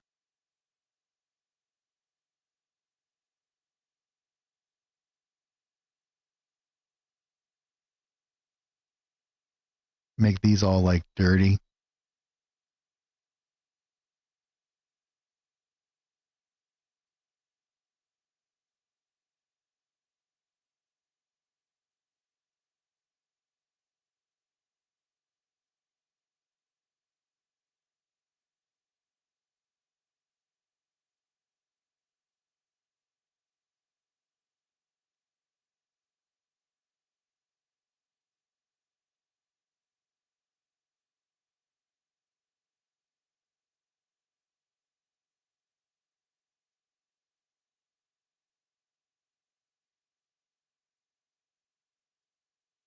Or you know what would be even better? I have a good idea. Let's delete this layer. We can use a color adjust layer. So we can go back into this layer. Put this back to where it was. And then we can do an additional kind of color adjust layer here.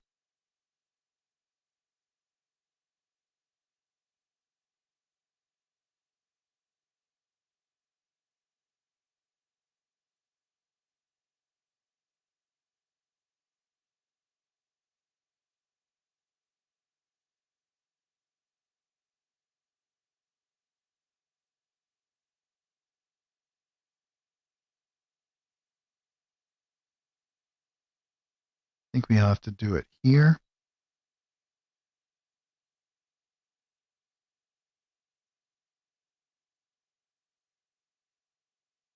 So I think where we're going to want to do it, and then we're going to want to add in a mask and draw it in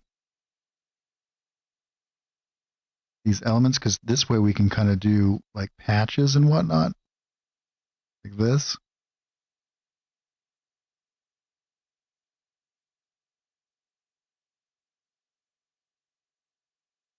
We'll have to bring down the red here a little bit.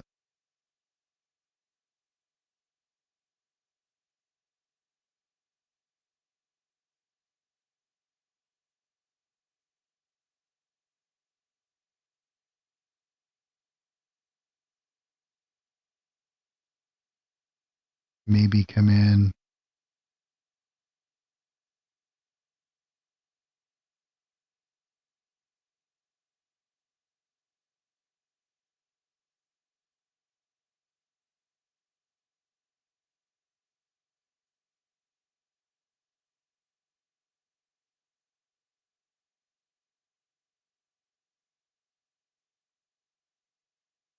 Blur this out a lot. We'll bring down this. We'll actually, I think we'll bring this.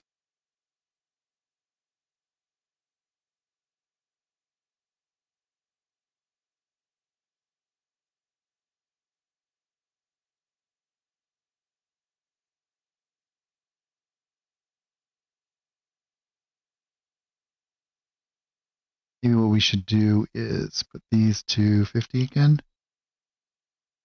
Increase the red and then lower down the. We'll experiment here a little bit.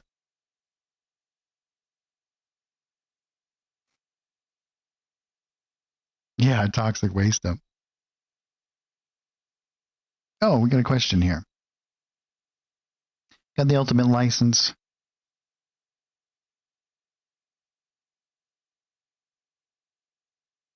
Oh, there's all kinds of changes since lighting. We have all kinds of advanced tools. We have new dice skins. We have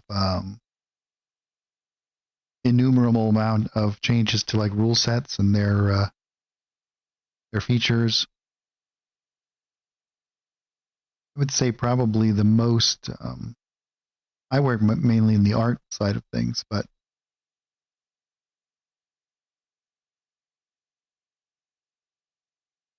I would say the new painting tools.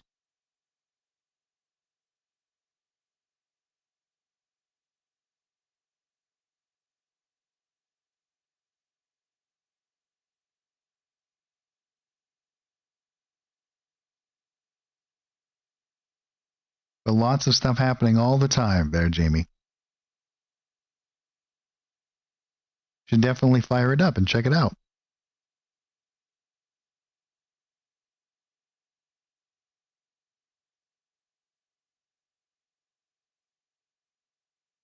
Might even want to put it here, so we get some of this bleed over some of these areas. Might even want to put it up here.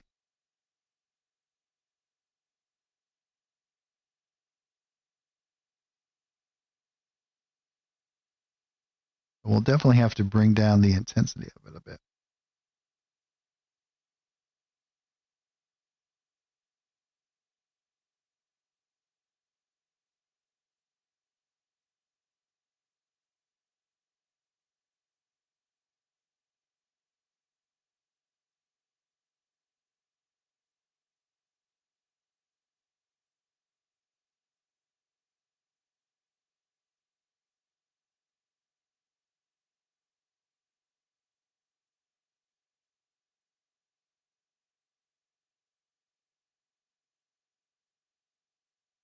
Might even want to try some additional kind of stuff here.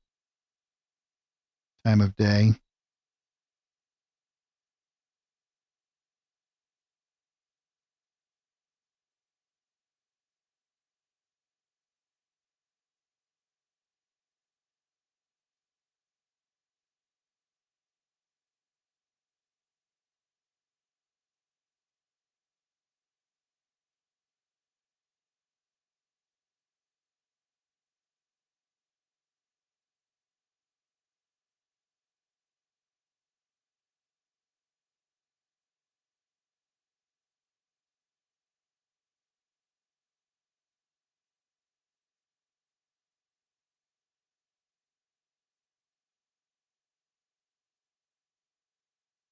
Yeah, that works pretty well as well.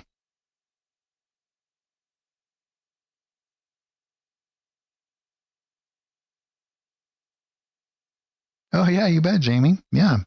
I'm here every Saturday working with the art tools. So if there's anything that you have a question in, please let me know.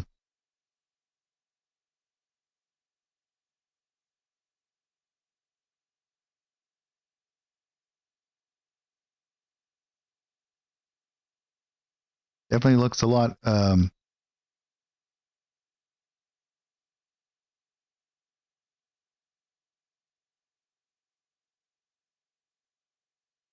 more stuff kind of going on there now. And because we have this, we can actually do like a water one as well. Yeah, you bet.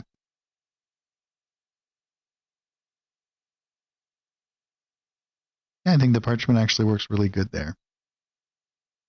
We can also do, if we wanted to do some additional effects layers and drag this down in, I think we'll do it here.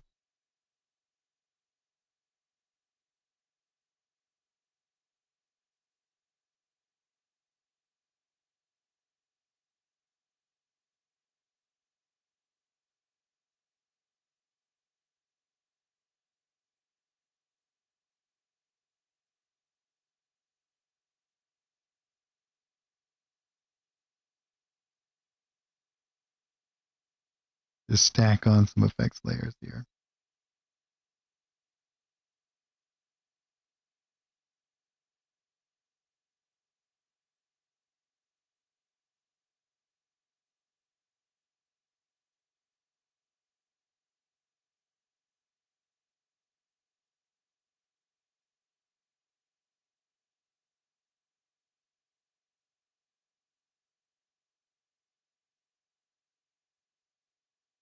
Yeah. Get some movement in there, get some stuff going.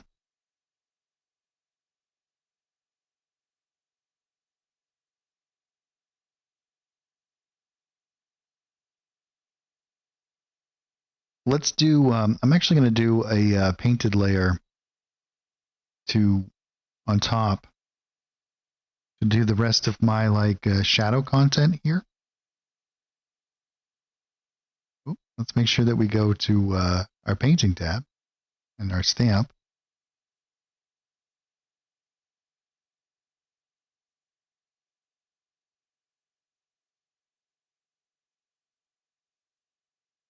lower down the opacity here.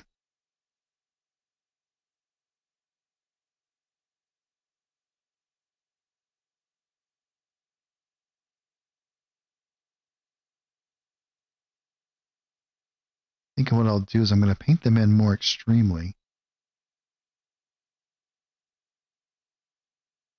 Then I can adjust them. And we can kind of, we can do some adjustments with the size here. We can just kind of stamp in some large areas like this.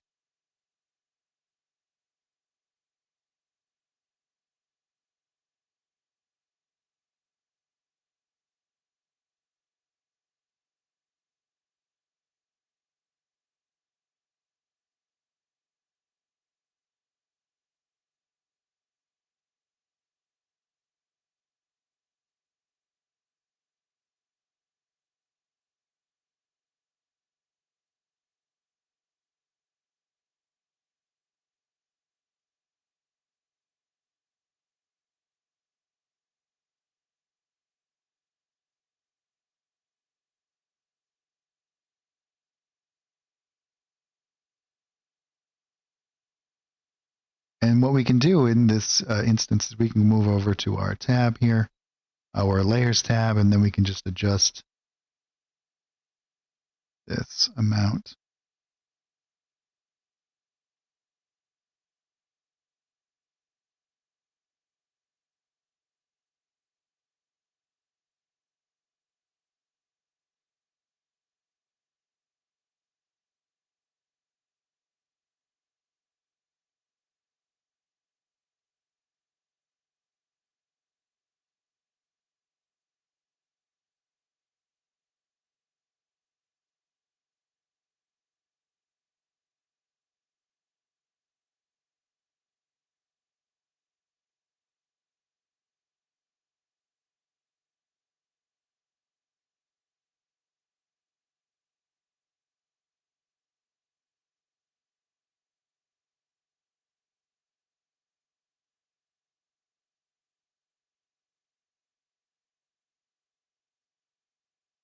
Elongate this.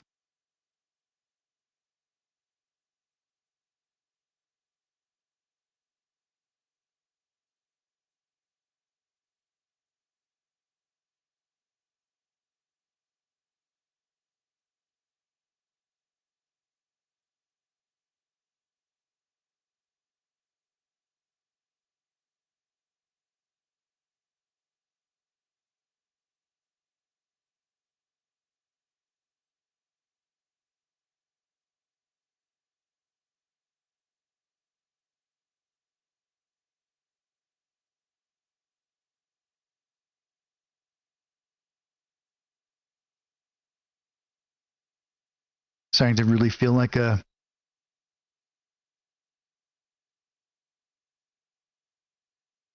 okay, well, the reason for that is, and here's the question, why stamp in more shadows rather than using the masks of the shadows like I did with the effects layer? And there's a couple of reasons for that. One is that I want my shadows to, so if I were to do another effects layer here, let me just turn this off, right? It's going to be cumulative. That's why I'm doing this over the top of this. So if I were to create a new effects layer here, which I could certainly do, and you could totally do it this way, you just have to make some adjustments for that. Now let's lower down this. We'll even make it like something like just 50. Well, nope, not 503. It's 50. Not 50. 45. Okay. And I could draw in these shadows here, right? So let's say I wanted to do this one and this one. We could fade that out. We could totally do that, as you can see. But what you'll notice is that my shadows over here are going to be less intense, and you're going to get darker shadows over in these areas, right? Making this feel like a greater alcove. But if I do it this way, I can still do shadows in here, and because I'm doing it with a painted layer on top of these adjustments, is that the darkest that I could possibly make this, it's if I stamp over the top of this. So let me make I'll make this round again. Right? So I have like a stamp already right here. But it doesn't make it any darker than the stamp is. So the stamp is not going to ever increase the darkness unless the stamp is darker. However, in this scenario, if I go over the top of it, it is going to make it darker. It's going to add to what's already there, which you can certainly do that if you want to accentuate all of these things. But I wanted to have a little bit more control over the elements. And so I wanted to make sure that when I stamped in an area, it didn't get too dark. So that's why I switched over to using a stamp tool. It just allows me a little bit more control. So I can stamp in areas and not oversaturate the darkness of an area.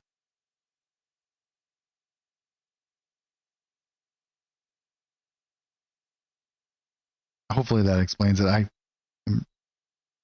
My verbal center isn't seeming to work as well today.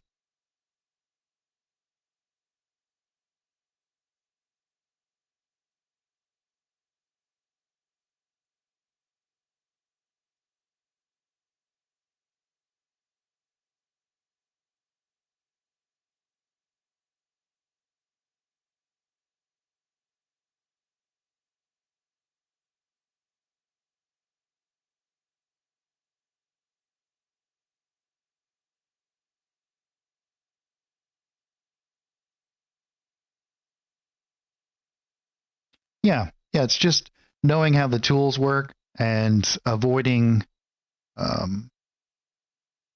complications in things. Now, if I were to do this underneath the adjusted colors, right, then I'm going to run into the same problem, which is why I'm doing it above.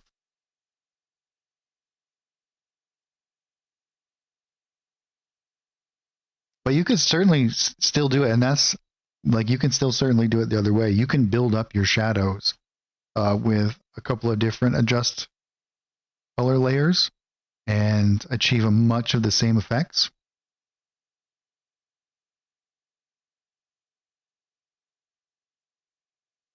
And if you notice as well, one of the things that I did with this little stamp is I have a little bit of blue in there. And what the blue does is it let's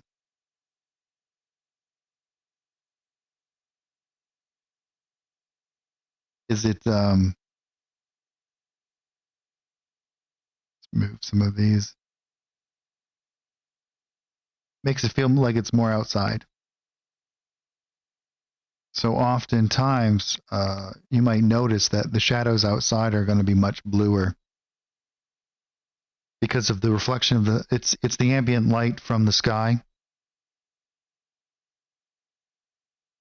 And what will happen is, think of it this way: if you have the sun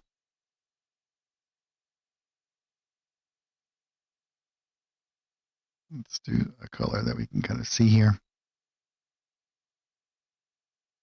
Right? So if we have the sun coming from this direction, and the sun is a little bit of a yellow color, and it's going to be lighting up all these, but then we're going to have like this shadow here. Well, the sky's light, which may be something like this, right? Sky's light is going to be coming down. We can probably increase the opacity of this, and it's going to be hitting into these shadow areas where you're not going to be getting the sun's light, and it's going to make them a little bit blue. You can see this most often, especially if you live somewhere in the north where you get snow, because the snow is so reflective. You'll notice that the shadows are very blue. And even though you might not cognitively know that, in working in an environment like this, your eye does, right? Like you do naturally know that. And so when you see something like that, it's going to instantly. So we're going to add a little bit of warmth in our lit areas, and that's going to help sell that as well.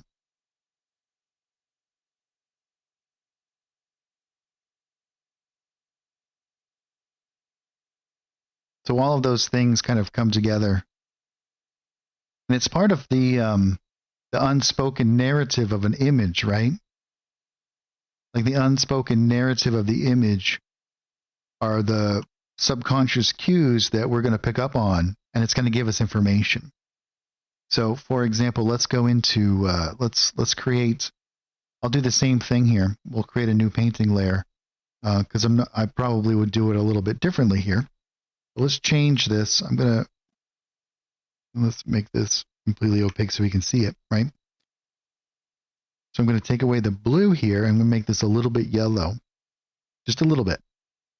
And then we'll lower down its opacity. Nope, we're not going to, I didn't mean to change its color. So here, let's get it back to about where it was, right? Lower down its opacity.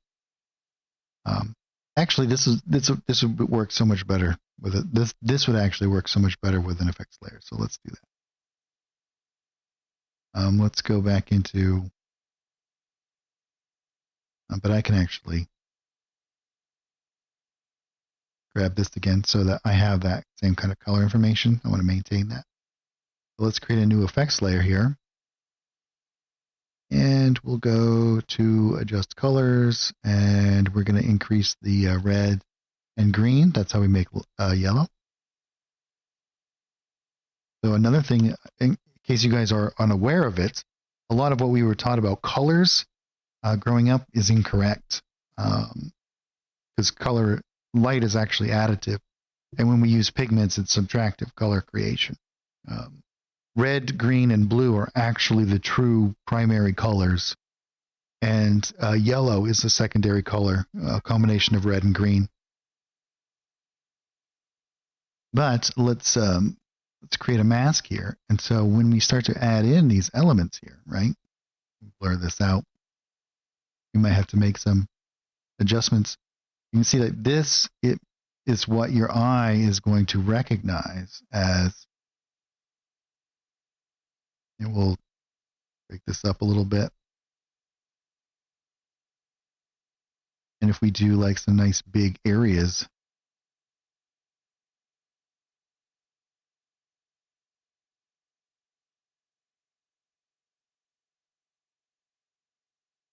and we can take some away and whatnot. This is a little bit too bright for the ground. This is one of the things that the effects layers, you would have to do two separate ones, one for here, because it's going to be more difficult to kind of do this stuff. But you can see that this is what, so the ground one, for example, should be a lot less. This would probably be something more like 55. But you can see that feels like sunshine to you. And so it should just be a little bit yellow in the light for the sun, and then a little bit blue for the shadows.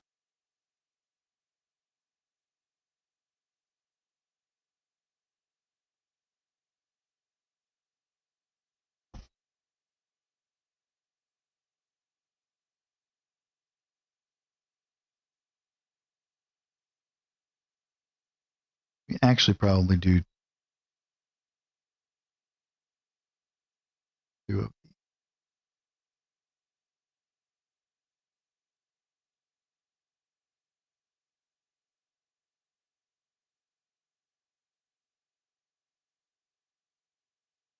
And it's like the shadows themselves create a lot of information for us.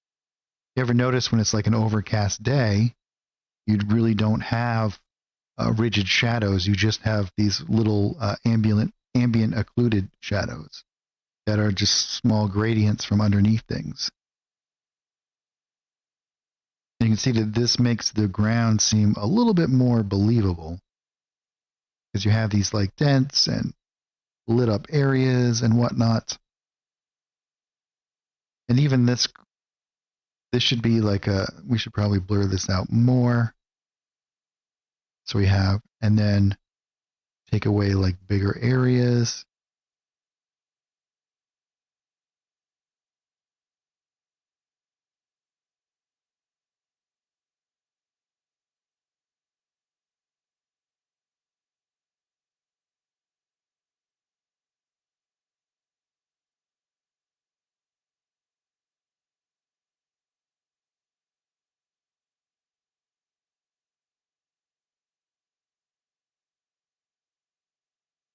And so on. We could probably even make this a little bit less, right? So it should be like maybe like 52.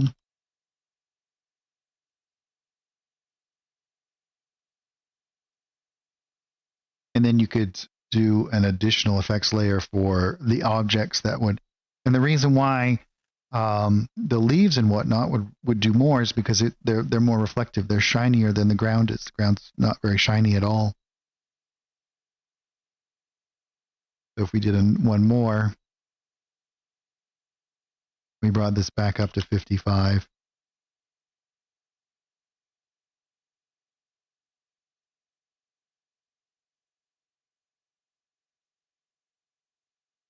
We might even want to do something like that.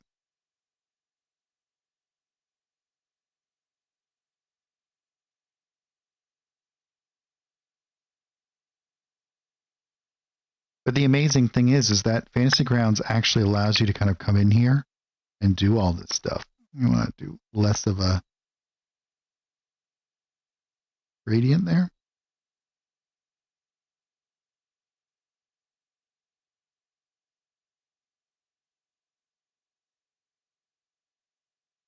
You might want to bring this down to like 54.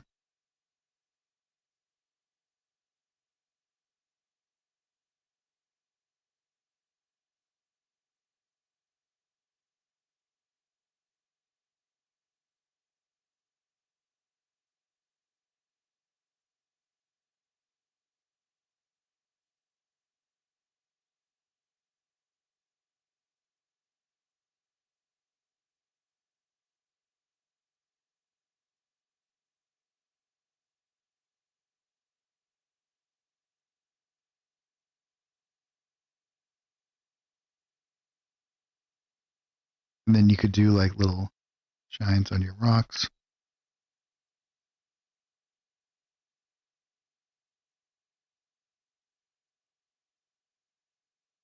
This is where you would do like your biggest highlights on these areas. See?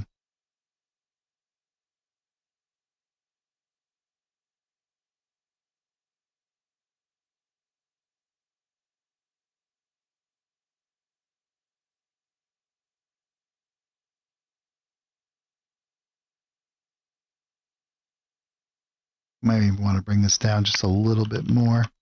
Yeah, like that.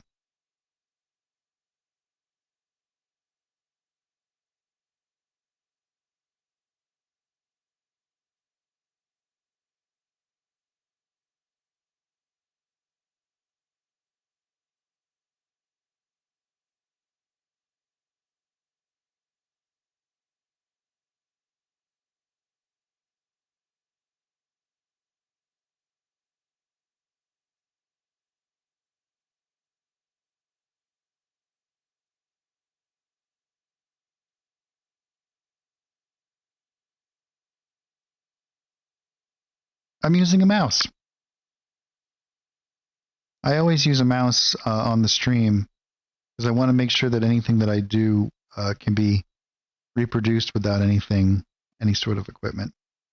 Well, I do, however, have a mouse that has some little features on it. I have like a gaming mouse, and so I have a button on my mouse that allows me to, when I push it, it greatly, whoops, didn't mean to do that, but it greatly reduces the mouse sensitivity, and I have a very low sensitivity on my mouse anyway. So that way when I'm drawing out shapes and whatnot, I can actually like click on that and it will, if I were to be doing this, I can go hold down that little button. Gives me a little bit more control.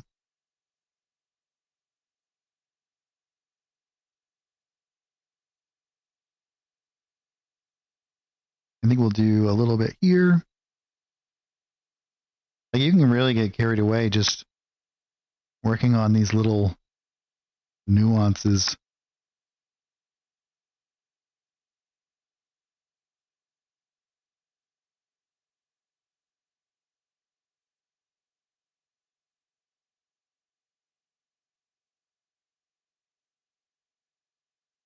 And I would do a little bit like here.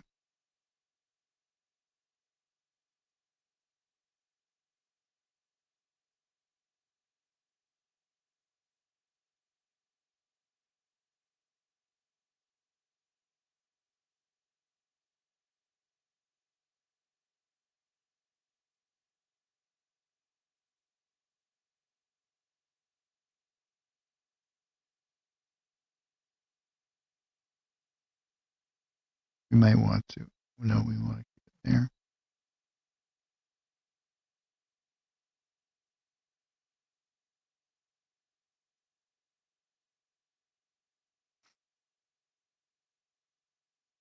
Yeah, very cool.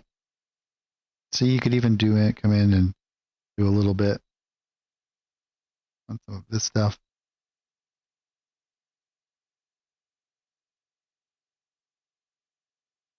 We might even want to do like little reflections in the water. We could do a whole another one for like sparklies in the water and stuff.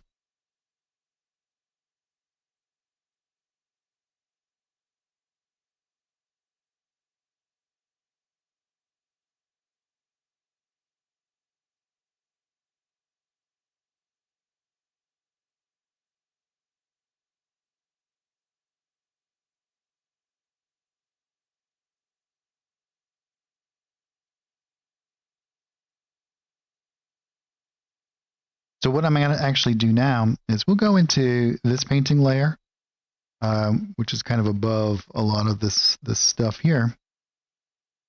Or we'll do it where we have this parchment. Let's bring this parchment down. I think we can do it here.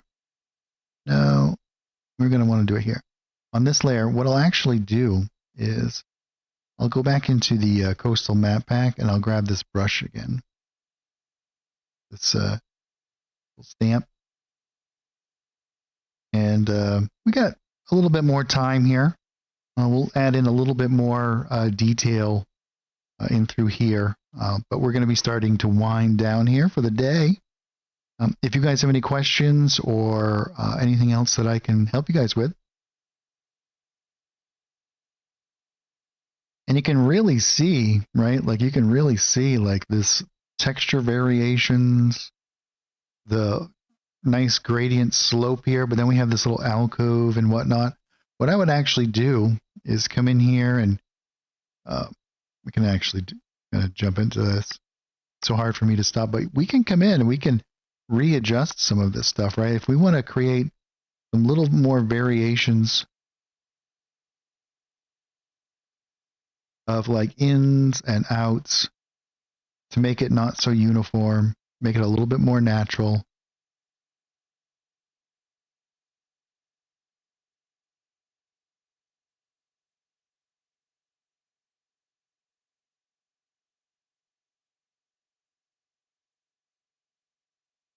A little bit too exaggerated, I think. You'd have to do some additional kind of shadow content to make it really believable. But yeah, something like that. See, you get like these little ins and outs and stuff.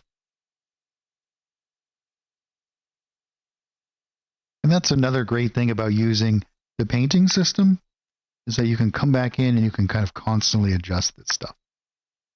But on this bush layer, I'm going to do a little bit more of like I want to do a little bit of like water.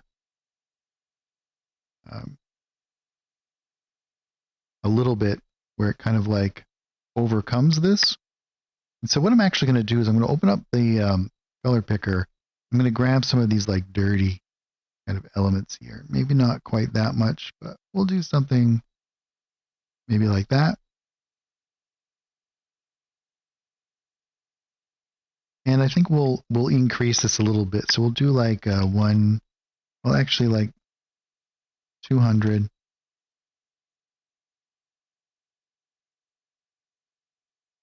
Whoops. We'll bring this up to like 190. Yeah, something like this. I don't want it to be quite white. And I'm going to lower down my opacity. What I'm going to do is I'm just going to kind of create some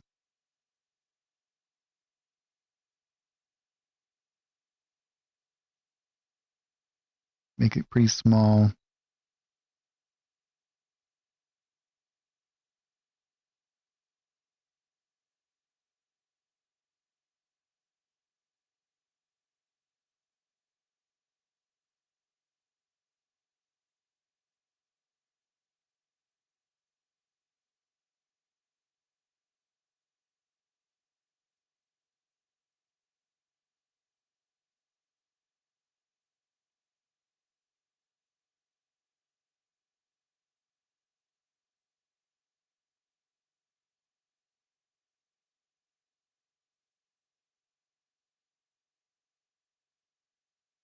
And see what this does is it makes it feel like it's more part of the environment.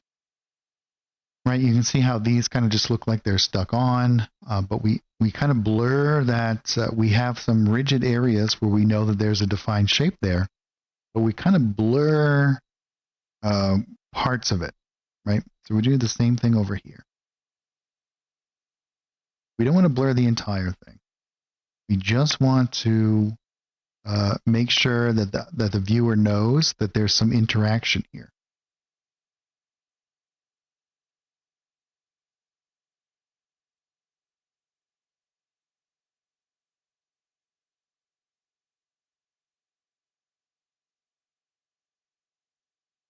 Which is one of the reasons why we want to trail some of this stuff off.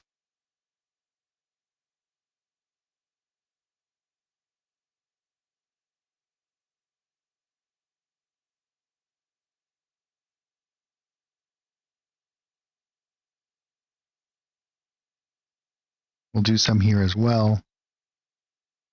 But I'll probably leave this one as like this. This is like up out of the water, right? And this one's kind of still down here.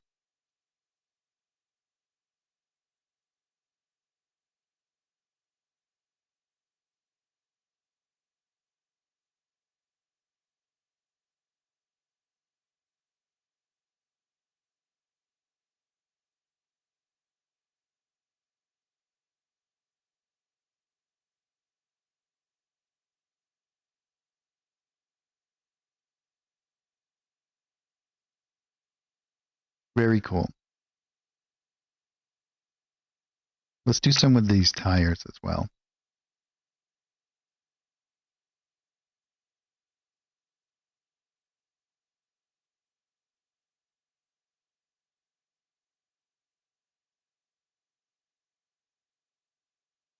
We may even want to move this parchment up here. Yeah, where this gets a little bit dirtied. I like that.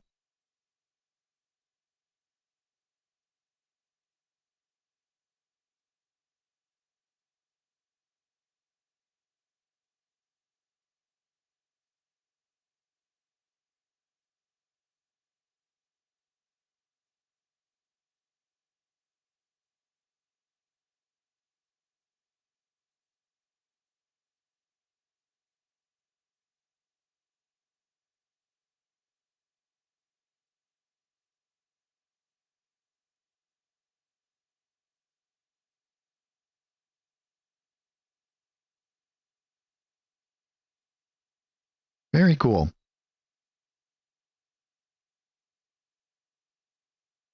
Do the same over here.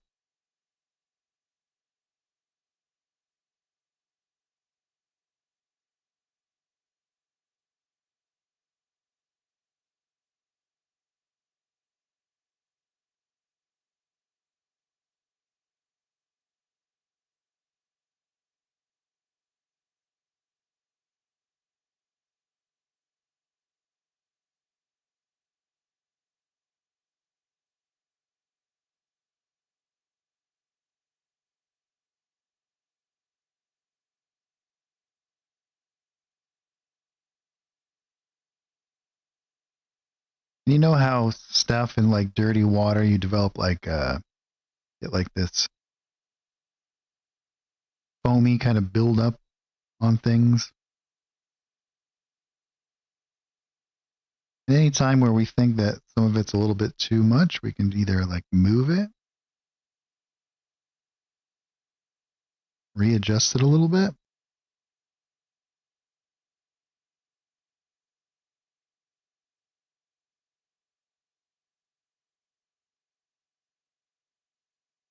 And divide it up between these two.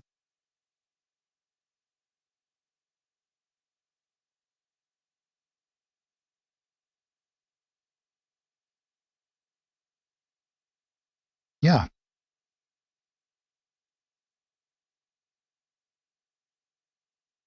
awesome.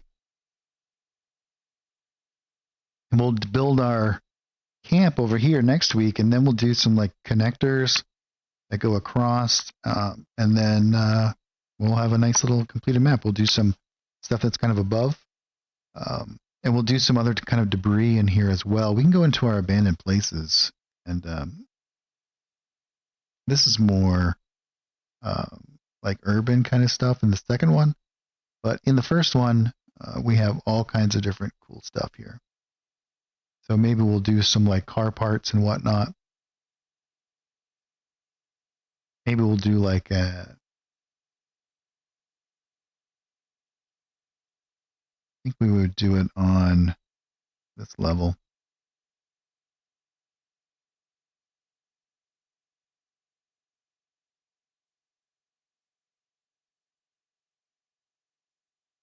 We have some, I think, in the other one as well.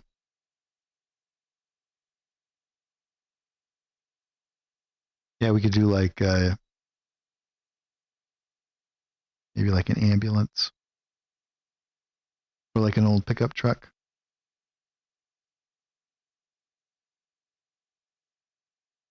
Yeah, we'll do something like this. Maybe we'll make it a little bit redder or something.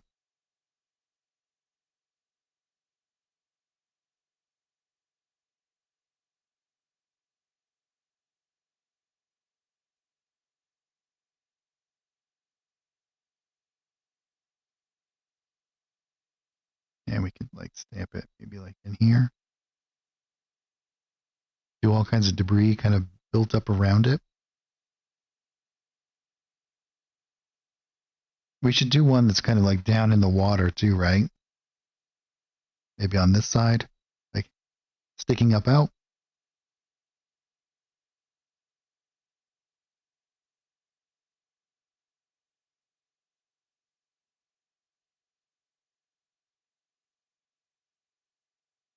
We could use something.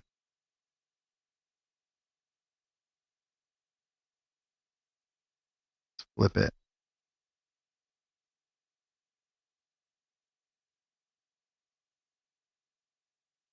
Like this.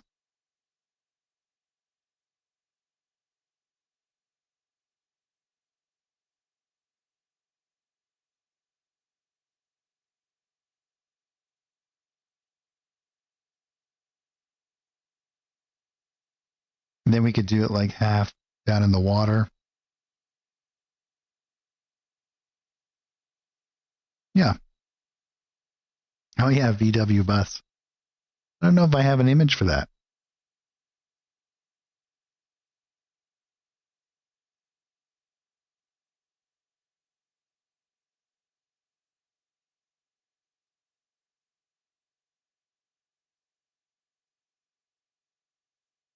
And we can do lots of other like modern type of debris around. I really like that idea. We could even do like maybe like a telephone pole down somewhere or something. And then of course we'll have to add all these into our shadows and stuff.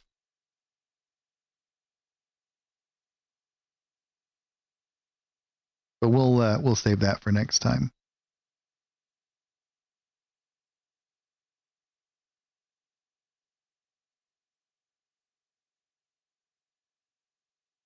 Yeah, very cool. So as we're kind of winding down here, we're about 5:30. So we started at 3, so we've gone about 2.5 hours. Is there anything else that you guys have a question on, or is there anything that I can answer for you guys before we sign off here?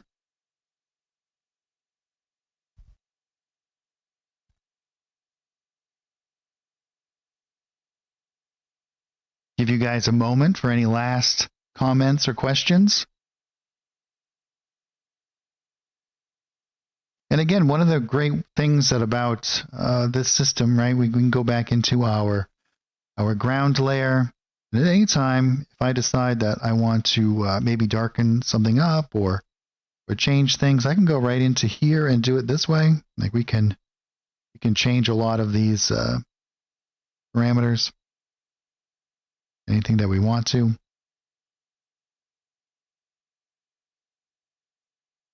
Maybe we'll make it something like, and this will do everything that's on this particular layer.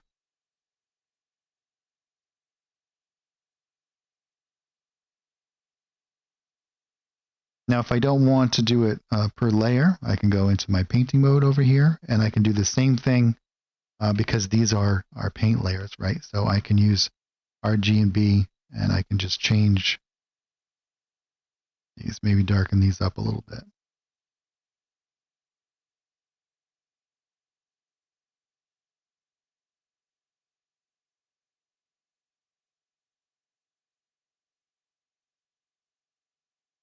We could even do, like maybe this is a bit of a darker area here. We'll make this, keep this one light.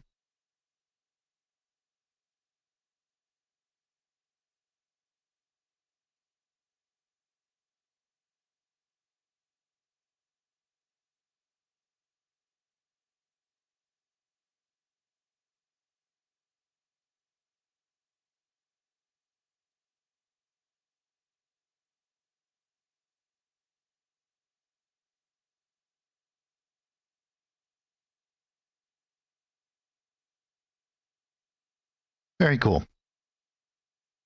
Oh, you're very welcome, Scott. I'm happy to do it. Thank you guys so much for hanging out with me this afternoon. I really appreciate it. I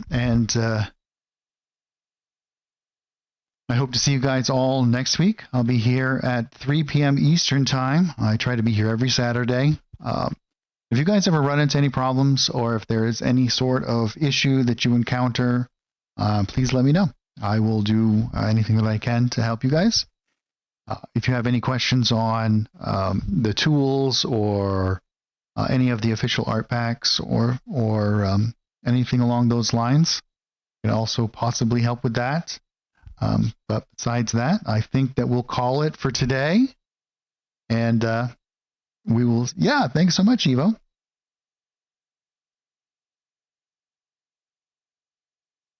And we will see you guys all next time. Have a great week, everybody.